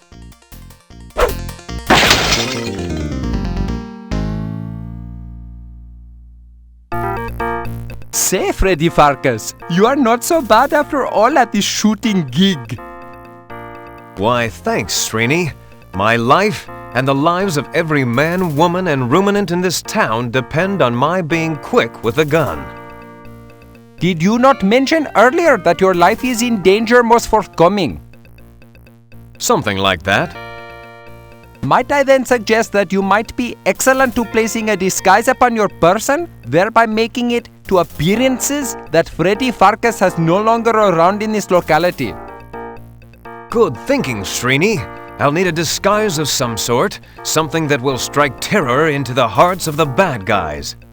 I know, a bat. I'll disguise myself as a bat, and you can be Srini, the boy wonder. You have any leotards? Pardon me for asserting, but this bat thing is really hokey. Ah, you're right. Too juvenile. Let's see. How about... Might I suggest a skin-tight costume with flowing cape and placed upon the manly chest thereof a large F for Pharkas? Nah, that'd never work. I don't want people to know I'm Freddy, remember? Then perhaps you are needing to do something about that right ear. Or rather, the lack of that right ear. Dang it, you're right. Everyone knows me as the one-eared pharmacist. I need to make a new one somehow. Maybe forge one out of metal or something. I'll give it some thought and meet you back at the pharmacy once I've completed my disguise.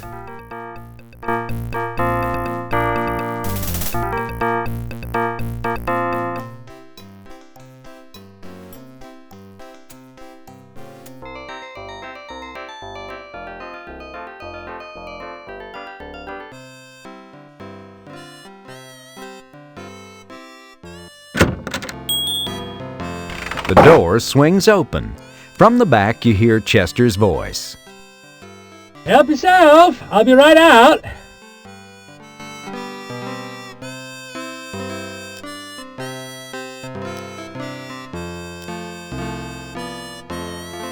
Score! Willie, I'm in need of a way to disguise my ear. Do you think you could do something creative with this? Something in the shape of an ear, perhaps? Offhand, I'd say do it your dang self. My nap time's coming up shortly. I've had a hard day of whittling. But you could maybe do some lost wax casting with this sucker, and that'd do the trick. Lost what? Lost wax casting, son. What'd you do, sleep your way through metal shop? I guess I must have. What's lost wax casting? That's casting with an apostrophe, sonny, not an ing. Anyhow, you can make all sorts of things by making a wax positive, using clay to make a mold, then melting down the metal and pouring it into a mold. To make a mold, you carve whatever you want to cast out of wax, see? That's what we call a positive.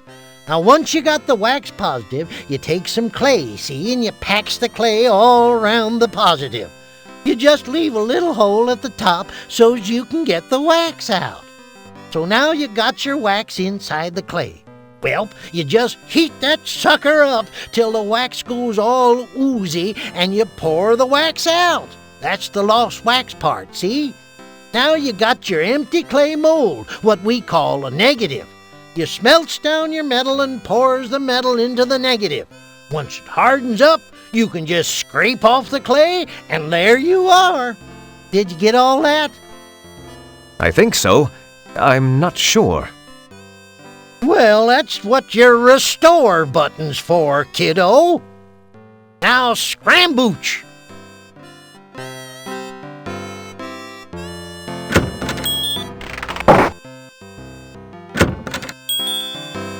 The door swings open. From the back, you hear Chester's voice. Help yourself. I'll be right out. Score! You borrow Whitlin Willie's knife for a while.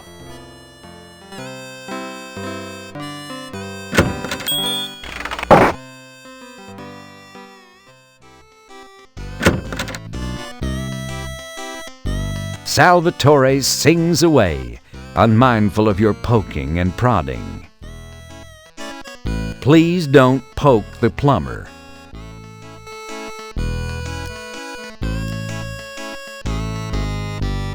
Score! You hand Salvatore your French postcards. Your customers may not be able to read, Salvatore, but I bet they would enjoy looking at pictures. Oh, no, they're not interested in...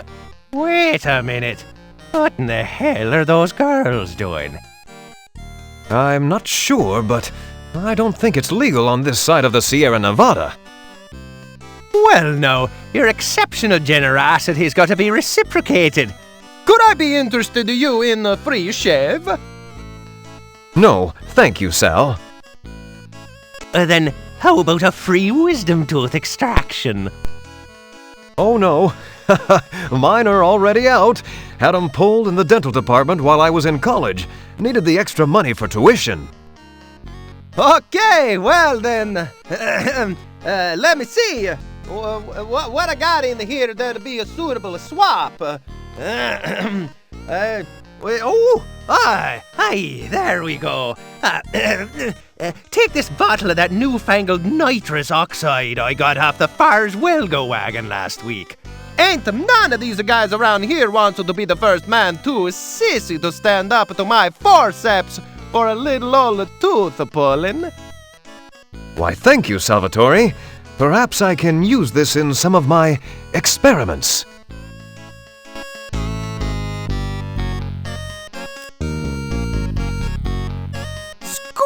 Sal, do you still have that pair of boots I dropped off for a shine? I know it's been about 6 years now, but I just remembered I left them here. Let me see. What's the number on this claim check? Let me look under the counter here. Yep, still here. Have 'em ready for you next Tuesday. Oh, never mind. I'll just take them as is. Don't worry about the storage charges, okay?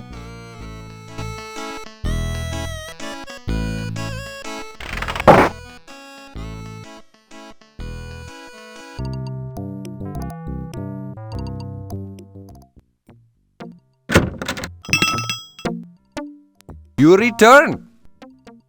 Yep. It is good to look upon your eternally smiling countenance of face again. Yeah, I've missed you too.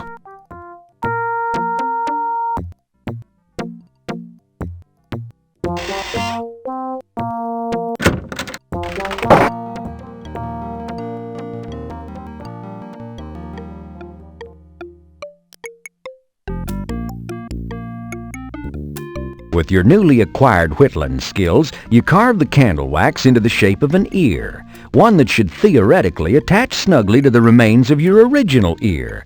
But now look at the gunk on Willie's knife. I'll toss this knife over here where Willie might find it. He'll probably think he dropped it here. Yeah, sure.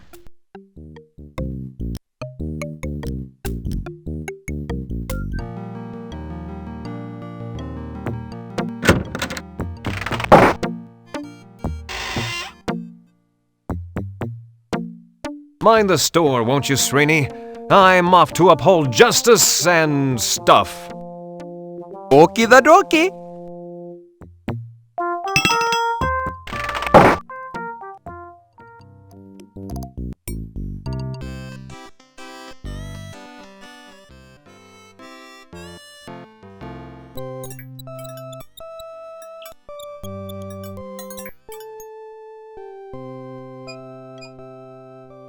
Score! You grab a handful of clay from the pile beside the grave. Well, you never know, it could come in handy.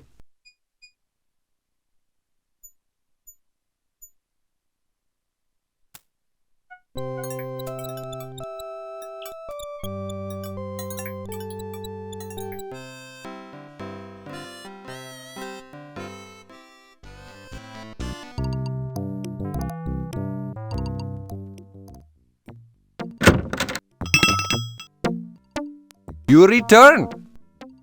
Yep. It is good to look upon your eternally smiling countenance of face again. Yeah, I've missed you too.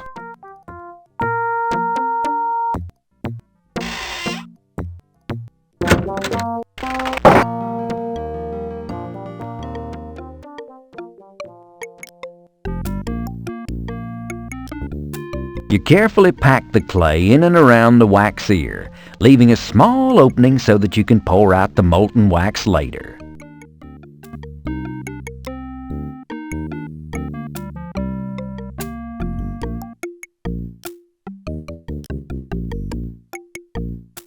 The wax in the mold slowly starts to melt. The melted wax runs out of the mold and spatters on the work table, resulting in an empty ear-shaped mold and a table with a severe case of waxy buildup.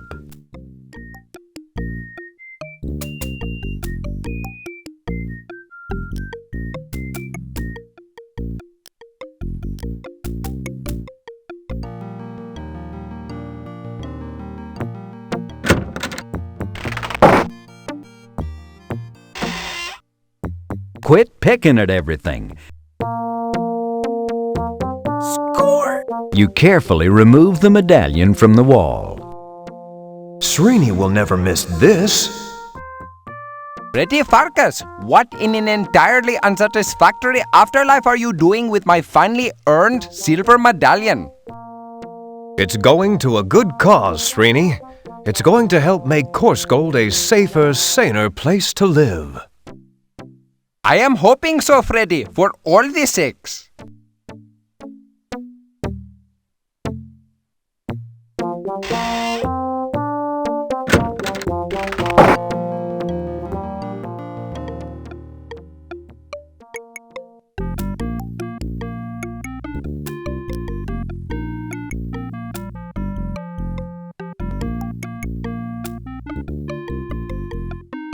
The silver medallion slowly begins to melt. The medallion is nearly completely melted now. You now have a crucible containing molten silver.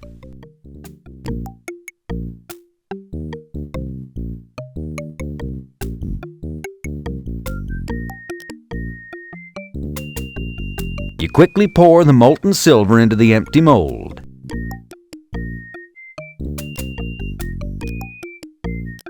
You scrape the clay off and discard it, leaving you with a gleaming silver ear. Beautifully done. With an ear like this, you could, dare I say it, rule the world! Score!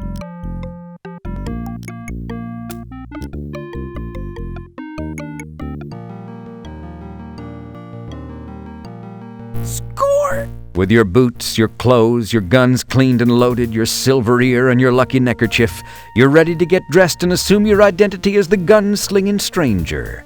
You return to your penthouse suite high atop the glittering Pharkas pharmacy in beautiful downtown Korsgold. There, Srini greets you and solemnly assists you in the final preening. It's a somber and yet somehow exciting event.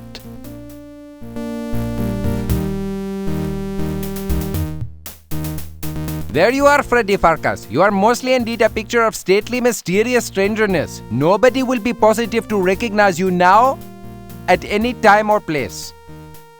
Thanks for your help, Srini. Korsgold owes you a debt of gratitude it can never repay. If anyone asks, Freddy Pharkas has left town. And if I don't come out of this alive, the pharmacy is yours. That is of a true generous nature you are displaying, Freddy Pharkas. As for me, I would like to open a pharmacy on the reservation among my people. But whether that is fated to be or not is in the hands of someone who is not I. Luck be with you, Freddy Pharkas. I am proud.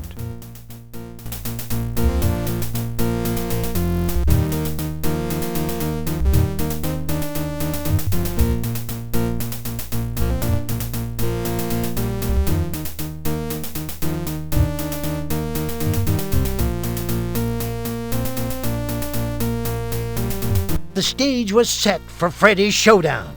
Wait, did I say slow down? I meant showdown. No. I did say showdown, didn't I? I thought I did. Weren't sure. Anywho, now that Freddy was wearing his silver ear thing and his old gunslinging duds, nobody except Srini recognized him. Not even Sadie Overy or Penelope knew who he was. They thought Freddy had skipped town, and they thought this new guy was just a handsome, silver-eared stranger who happened to be especially up on his pharmacology. Now, Freddy didn't have a lot of time to lose because things in Coarse Gold was getting worser and worser.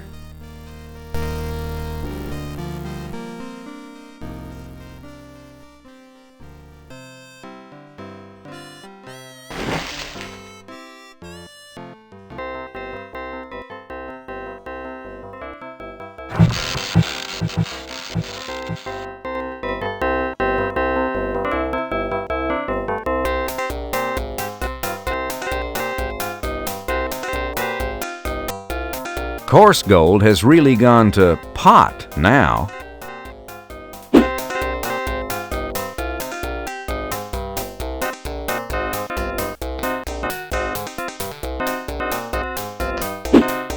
Score! You're cheating! That's a fake left hand. Your real hand is hidden under the table. You've been feeding good cards into your hand and taking away the bad ones. Why, yes, silver-eared stranger, you're correct. Almost. As you see, I have no cards under the table. I only have this. Now turn around, Silver Ear. I think I'd rather shoot you in the back, so I don't have to see that ugly face of yours.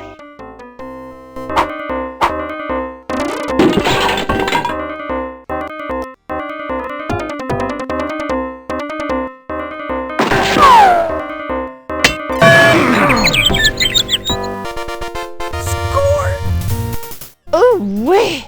He did it! What a manly man! Riverboat gambler in the corner pocket. Yee-haw! I could have done that if I'd wanted to. I just didn't feel like it. That's all. Now, when the townsfolk caught wind of how Aces had been cheating, the sheriff had no choice but to arrest him and return all the deeds. But wouldn't you know, no sooner had one brouhaha died down than another flared up.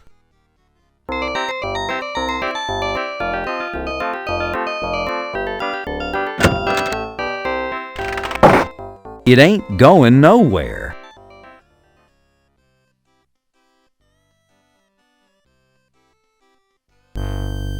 You encounter dozens of rowdy cowhands from that cattle drive outside of town who are carelessly firing their guns everywhere and frightening, not to mention killing, the locals. They shout, "Let's stampede the women and rape the cattle!" Luckily, the rowdy cowboys don't notice you from down below.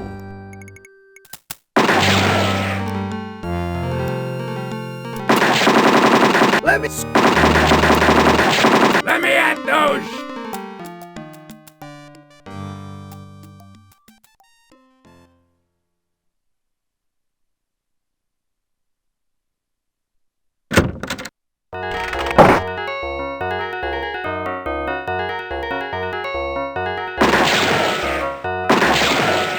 Let me at those cattle! Without warning, you hear gunshots out in front of the saloon, plus lots of yelling and shouting. What's going on out there?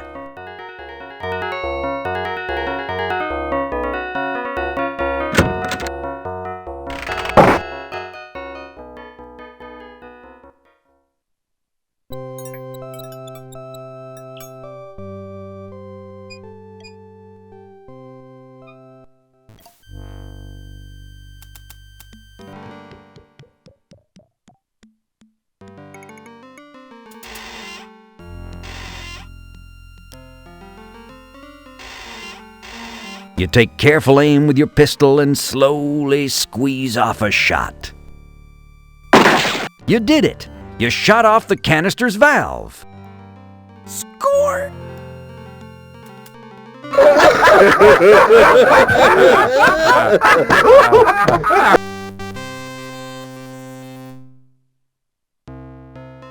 Yipperoo! loony, Freddy done made them cowhands laugh themselves to death with a well-placed bullet. Course, he didn't get much time to celebrate. The sheriff and the banker and their unknown employer had figured that the mysterious silver-eared stranger might be just a little too much for them amateur rowdies to handle. So they'd called in some big guns from down south, just as backup, don't you know.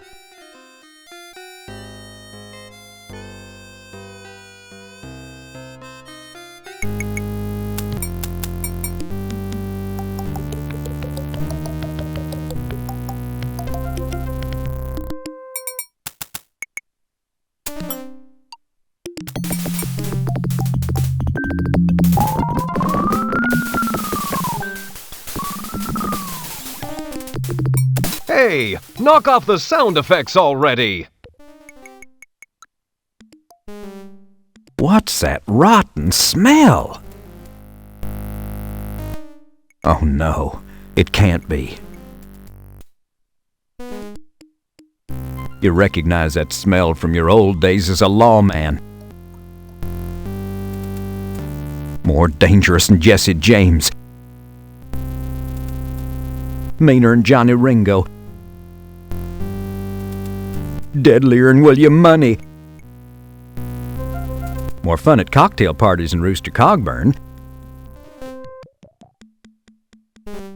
It's the legendary Lever Brothers. Yep, it's us, handsome silver-eared stranger. And we're here to put you 6 feet under. Under what? Your fervent prayer is that your few minutes of target practice with Srini will be sufficient preparation for odds like this.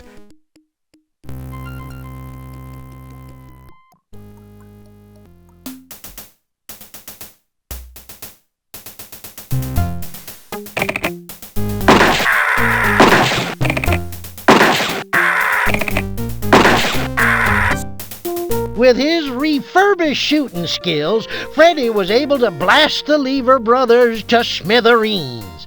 Now, with those varmints out of the way, Freddy figured that was the end of the story, that somehow the Lever Brothers was responsible for everything that had been going on in town.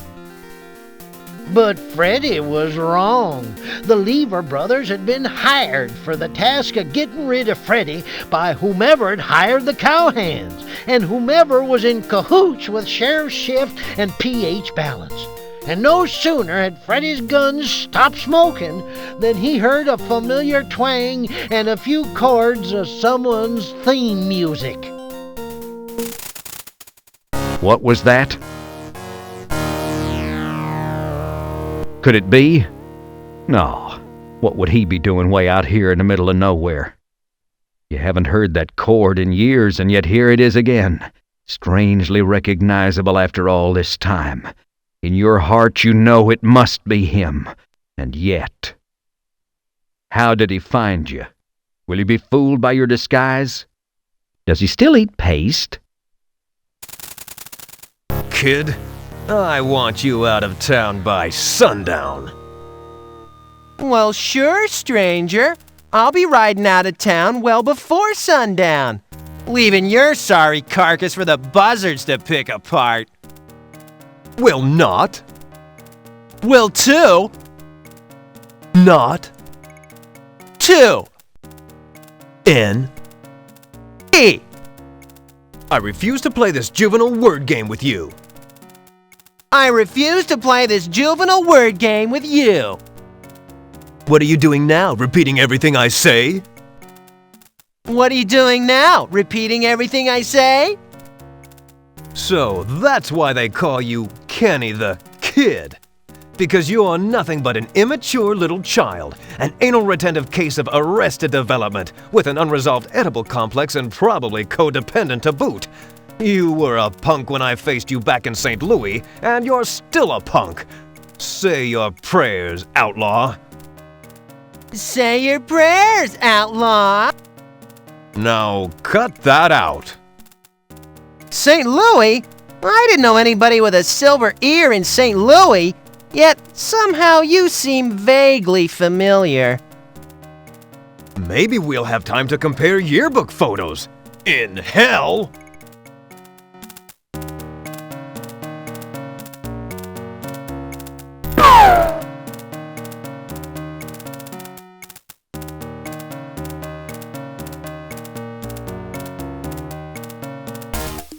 Well, you may have knocked the gun out of my hand, hero, but you couldn't stop me from hitting you anyway.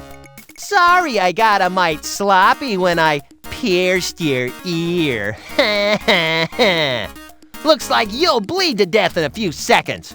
Guess now I can tell Penelope that you won't be interfering with her plans anymore. Penelope? What did he say? Your head's swimming, but you're sure he said Penelope. Could it be her? Could she be the cause of all this?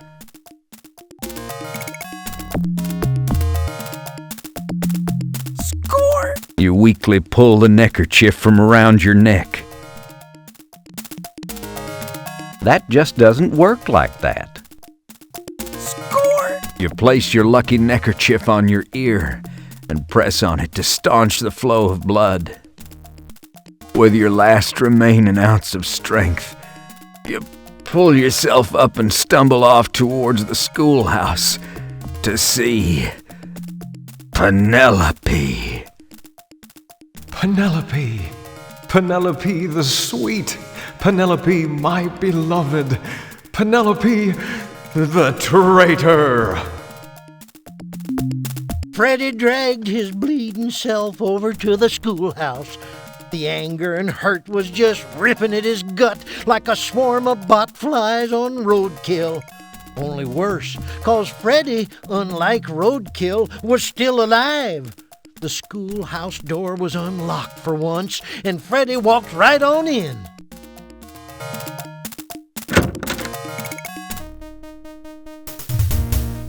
When Freddy stepped inside, Penelope was standing at the desk, packing in a hurry. She didn't even notice him come in. Gazing at her like that, Freddy saw her for the conniving snake in the grass she really was. All the bitter hurt and betrayal and rage was too much for Freddy to hold down.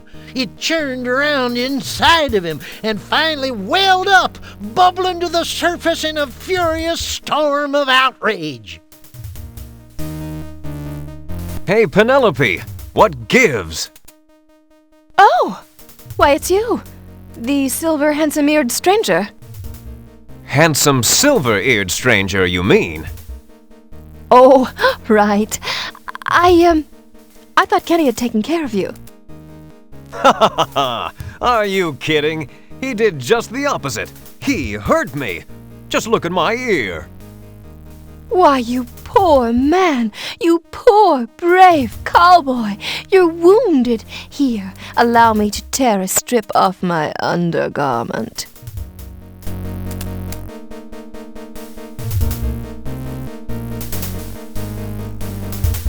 Penelope slowly moved her hands up to her bodice and began to carefully unbutton it, one button at a time, staring straight into Freddy's eyes. You know, ever since I saw you capture that big, bad gambler at the saloon, I've been thinking about you. Thinking about how I wanted you. She slowly slipped her hands under the fabric. Could this be my Penelope? Is it hot in here? Or is it just me? And what's with all this echo? Thinking about how I needed you. And before Freddy knew it, Penelope yanked a derringer from her bosom and aimed it at him. Dead, that is. Drop him, gunslinger! Now! You resignedly unbuckle your holsters, letting your gun slip to the floor. Penelope appears to relax a little, but her finger is still on the trigger of the derringer. Looks like she might shoot at any moment. Score! You grab the slate and whip it around just in the nick of time.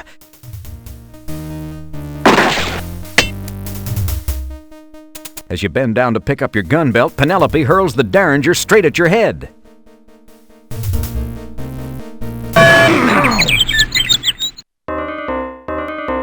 Before I kill you, Mr. Gunslinging Stranger Hero type, let's just find out who you really are behind that silver ear.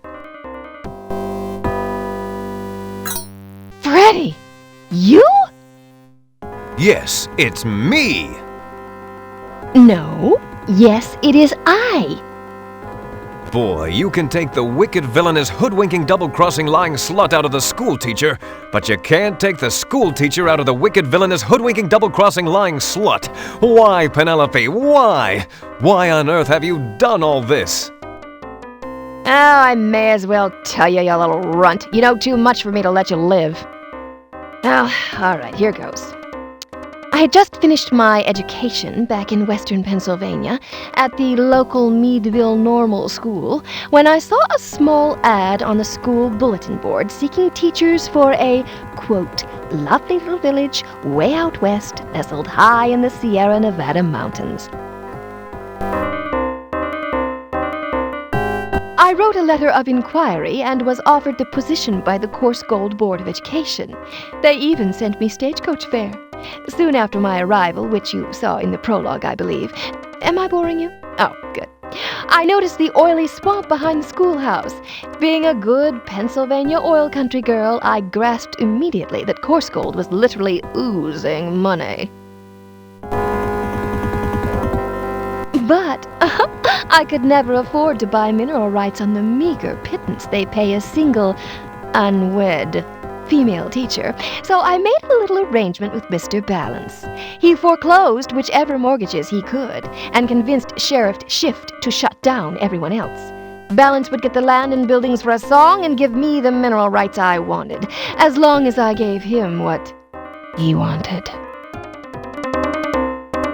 But Penelope, you seem to be such a sweet, innocent young woman. How could you be such a sleazebag? Well, it had to be me, Freddy, don't you see? It's always the person you least suspect.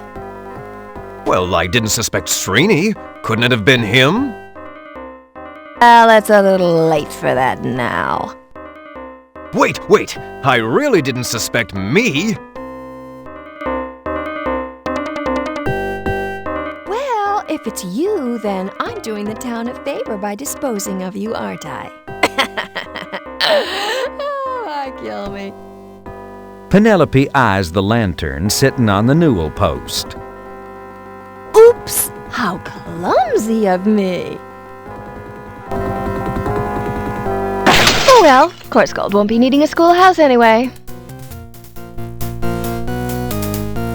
Wait, there were a lot of other people I didn't suspect.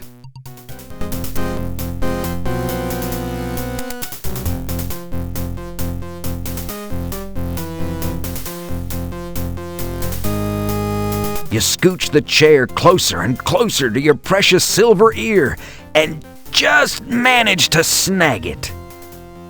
Score!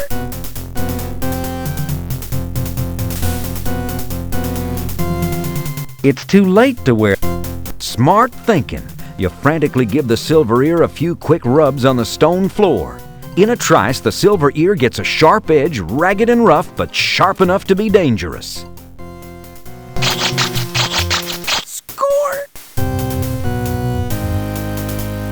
You manage to slice into the ropes with the sharpened silver ear. Score!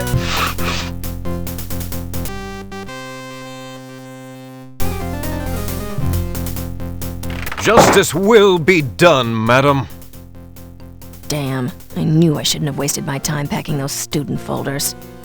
I shall allow you to choose the manner of your demise. Say what? Oopsie. Sorry, you took too long to decide. Penelope grabs one of the swords off the Civil War display above the blackboard.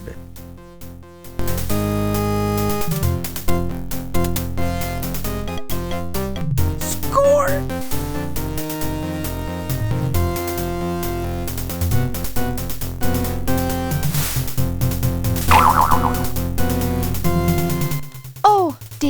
I wonder, did I forget to mention downstairs that Meadville Normal had the nation's first female fencing team? En garde.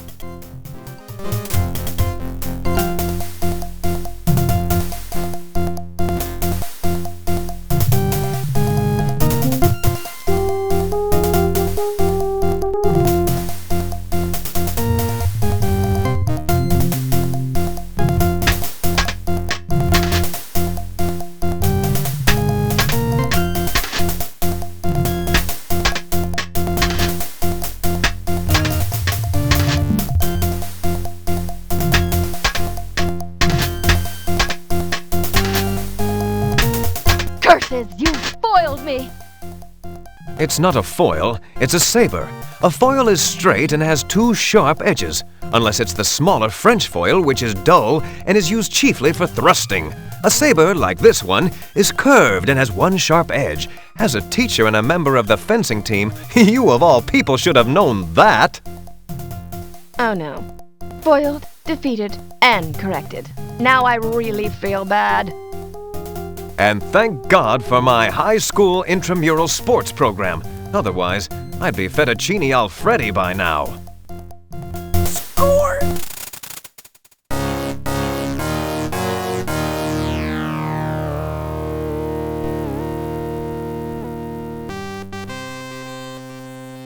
Hey, it's you! I recognize you now from the old neighborhood. Freddy something. Good to see you again, Kenny. I hope I didn't hurt your hand out there in the street.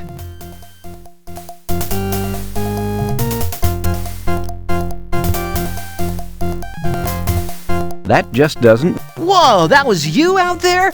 I didn't recognize you. Have you done...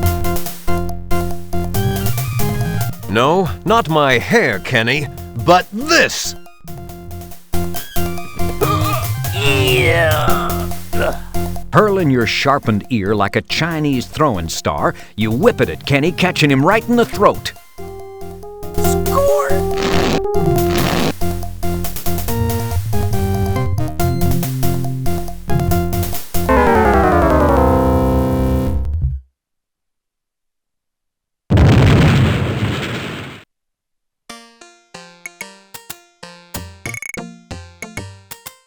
Yes, sir, by gum, by cracky. With his one good ear all mangled and grody, Freddy managed to leap from the schoolhouse just seconds before it went up in the biggest conflagration course gold had ever seen. The truth came out about Penelope and how she'd been plotting to buy up all the oil rights. There was no earthly way she could have survived the blast. Still, it were curious how they never recovered her body. Sheriff Shift and P.H. Balance were run out of town on a rail. The townsfolk leased the oil rights to some big developers. Soon everybody was rolling in dough, sprucing up the town and revitalizing coarse gold. Me, I eventually found my whittling knife, all gunked up. I don't remember dropping it. Must have had a spell of stupidity or something. And as for Freddy, well, he made himself another couple of silver prosthesii, one to replace the ear that Kenny just shot off, and one to replace the silver ear that ended up fatally lodged in Kenny's neck. What with all the fuss, Freddy was able to keep his gunslinging identity a secret. And it were a good thing, too, 'cause Freddy's adventures was far from over. But that little nipper is another story. Now get off my lap. You're starting to compact my vitals.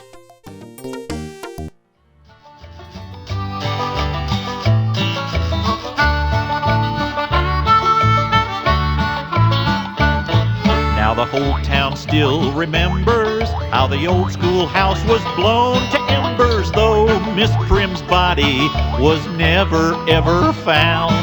Since the sheriff and the banker made the folks of Coarse Gold red with anger, they tarred and feathered and ran 'em out of town.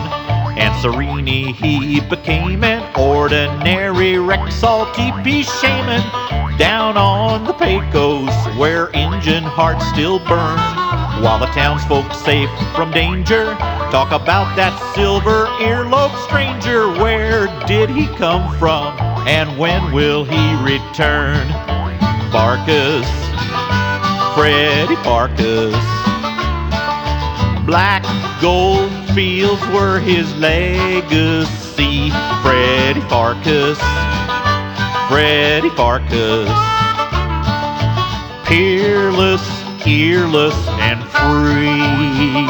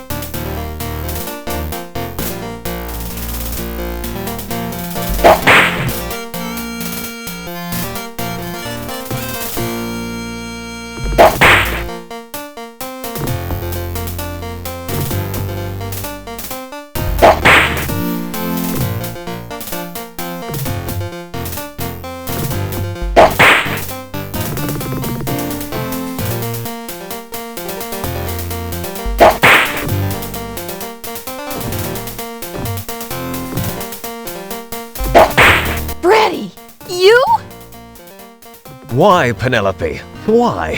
Why on earth have you done all this? I suppose I can tell you. You know too much already, so I can never let you live. I had just finished my education back in western Pennsylvania at the local Meadville. Oh, wait a second, Josh, can I ask you a question? Cut! Shelley, how many times do we have to do this damn scene?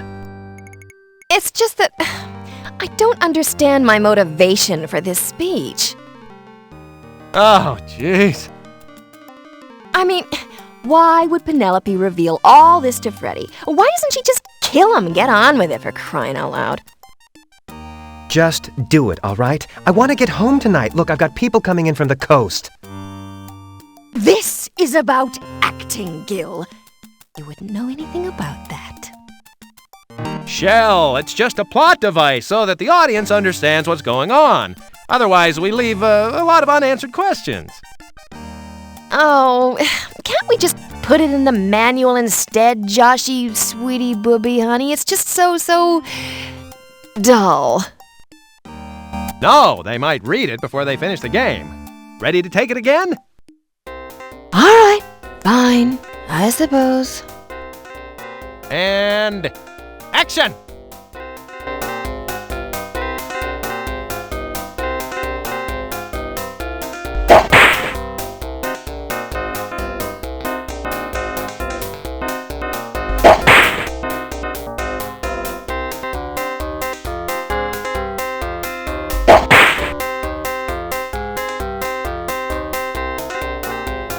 Ow! Oh, God. You hit me again! No, you really hit me! Cut! Yes, I'm cut, and I'm bleeding too! I hope it's serious, you little wimp. Excuse me, can I say something here? I am gonna sue. This is what happened to Margaret Hamilton, you know. Where are you bleeding? my finger. He'll never pick his ear with that finger again. Oh, you just shut up, Miss Thing. This is all your fault, you know. Can you suffer through one more take, Gil? Oh, sure, Josho, and I'll just bleed to death. But you'll have your game. That's what you want, isn't it? That's what you really want. That's all this is about. You. All right, come on, let's do it. What are we waiting for? Come on, people, let's go. All right, come on, let's do it. What are we waiting for? Come on, people, let's go. We're losing the light. Gil, use the pain. Directed at Shelley. All right.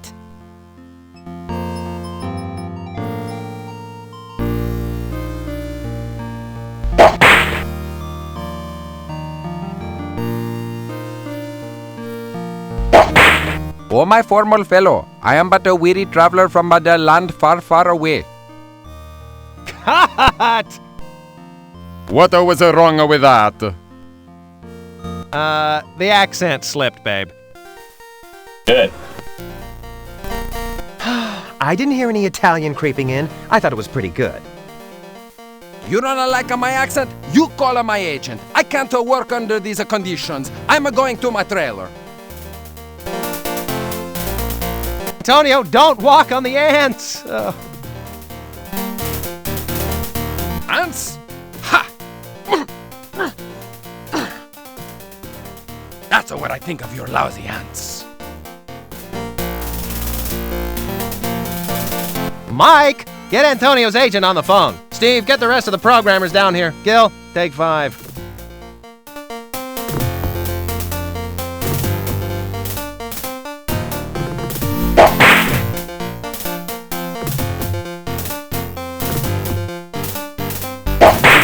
Double, stunt double. Hey, I said stunt double. I'm not gonna do this jump myself. I could break my neck. I'm going to my trailer. Gil, just do it. Oh, yeah, right. Like that's in my contract. My stunt double is supposed to handle this. She can't. She quit yesterday.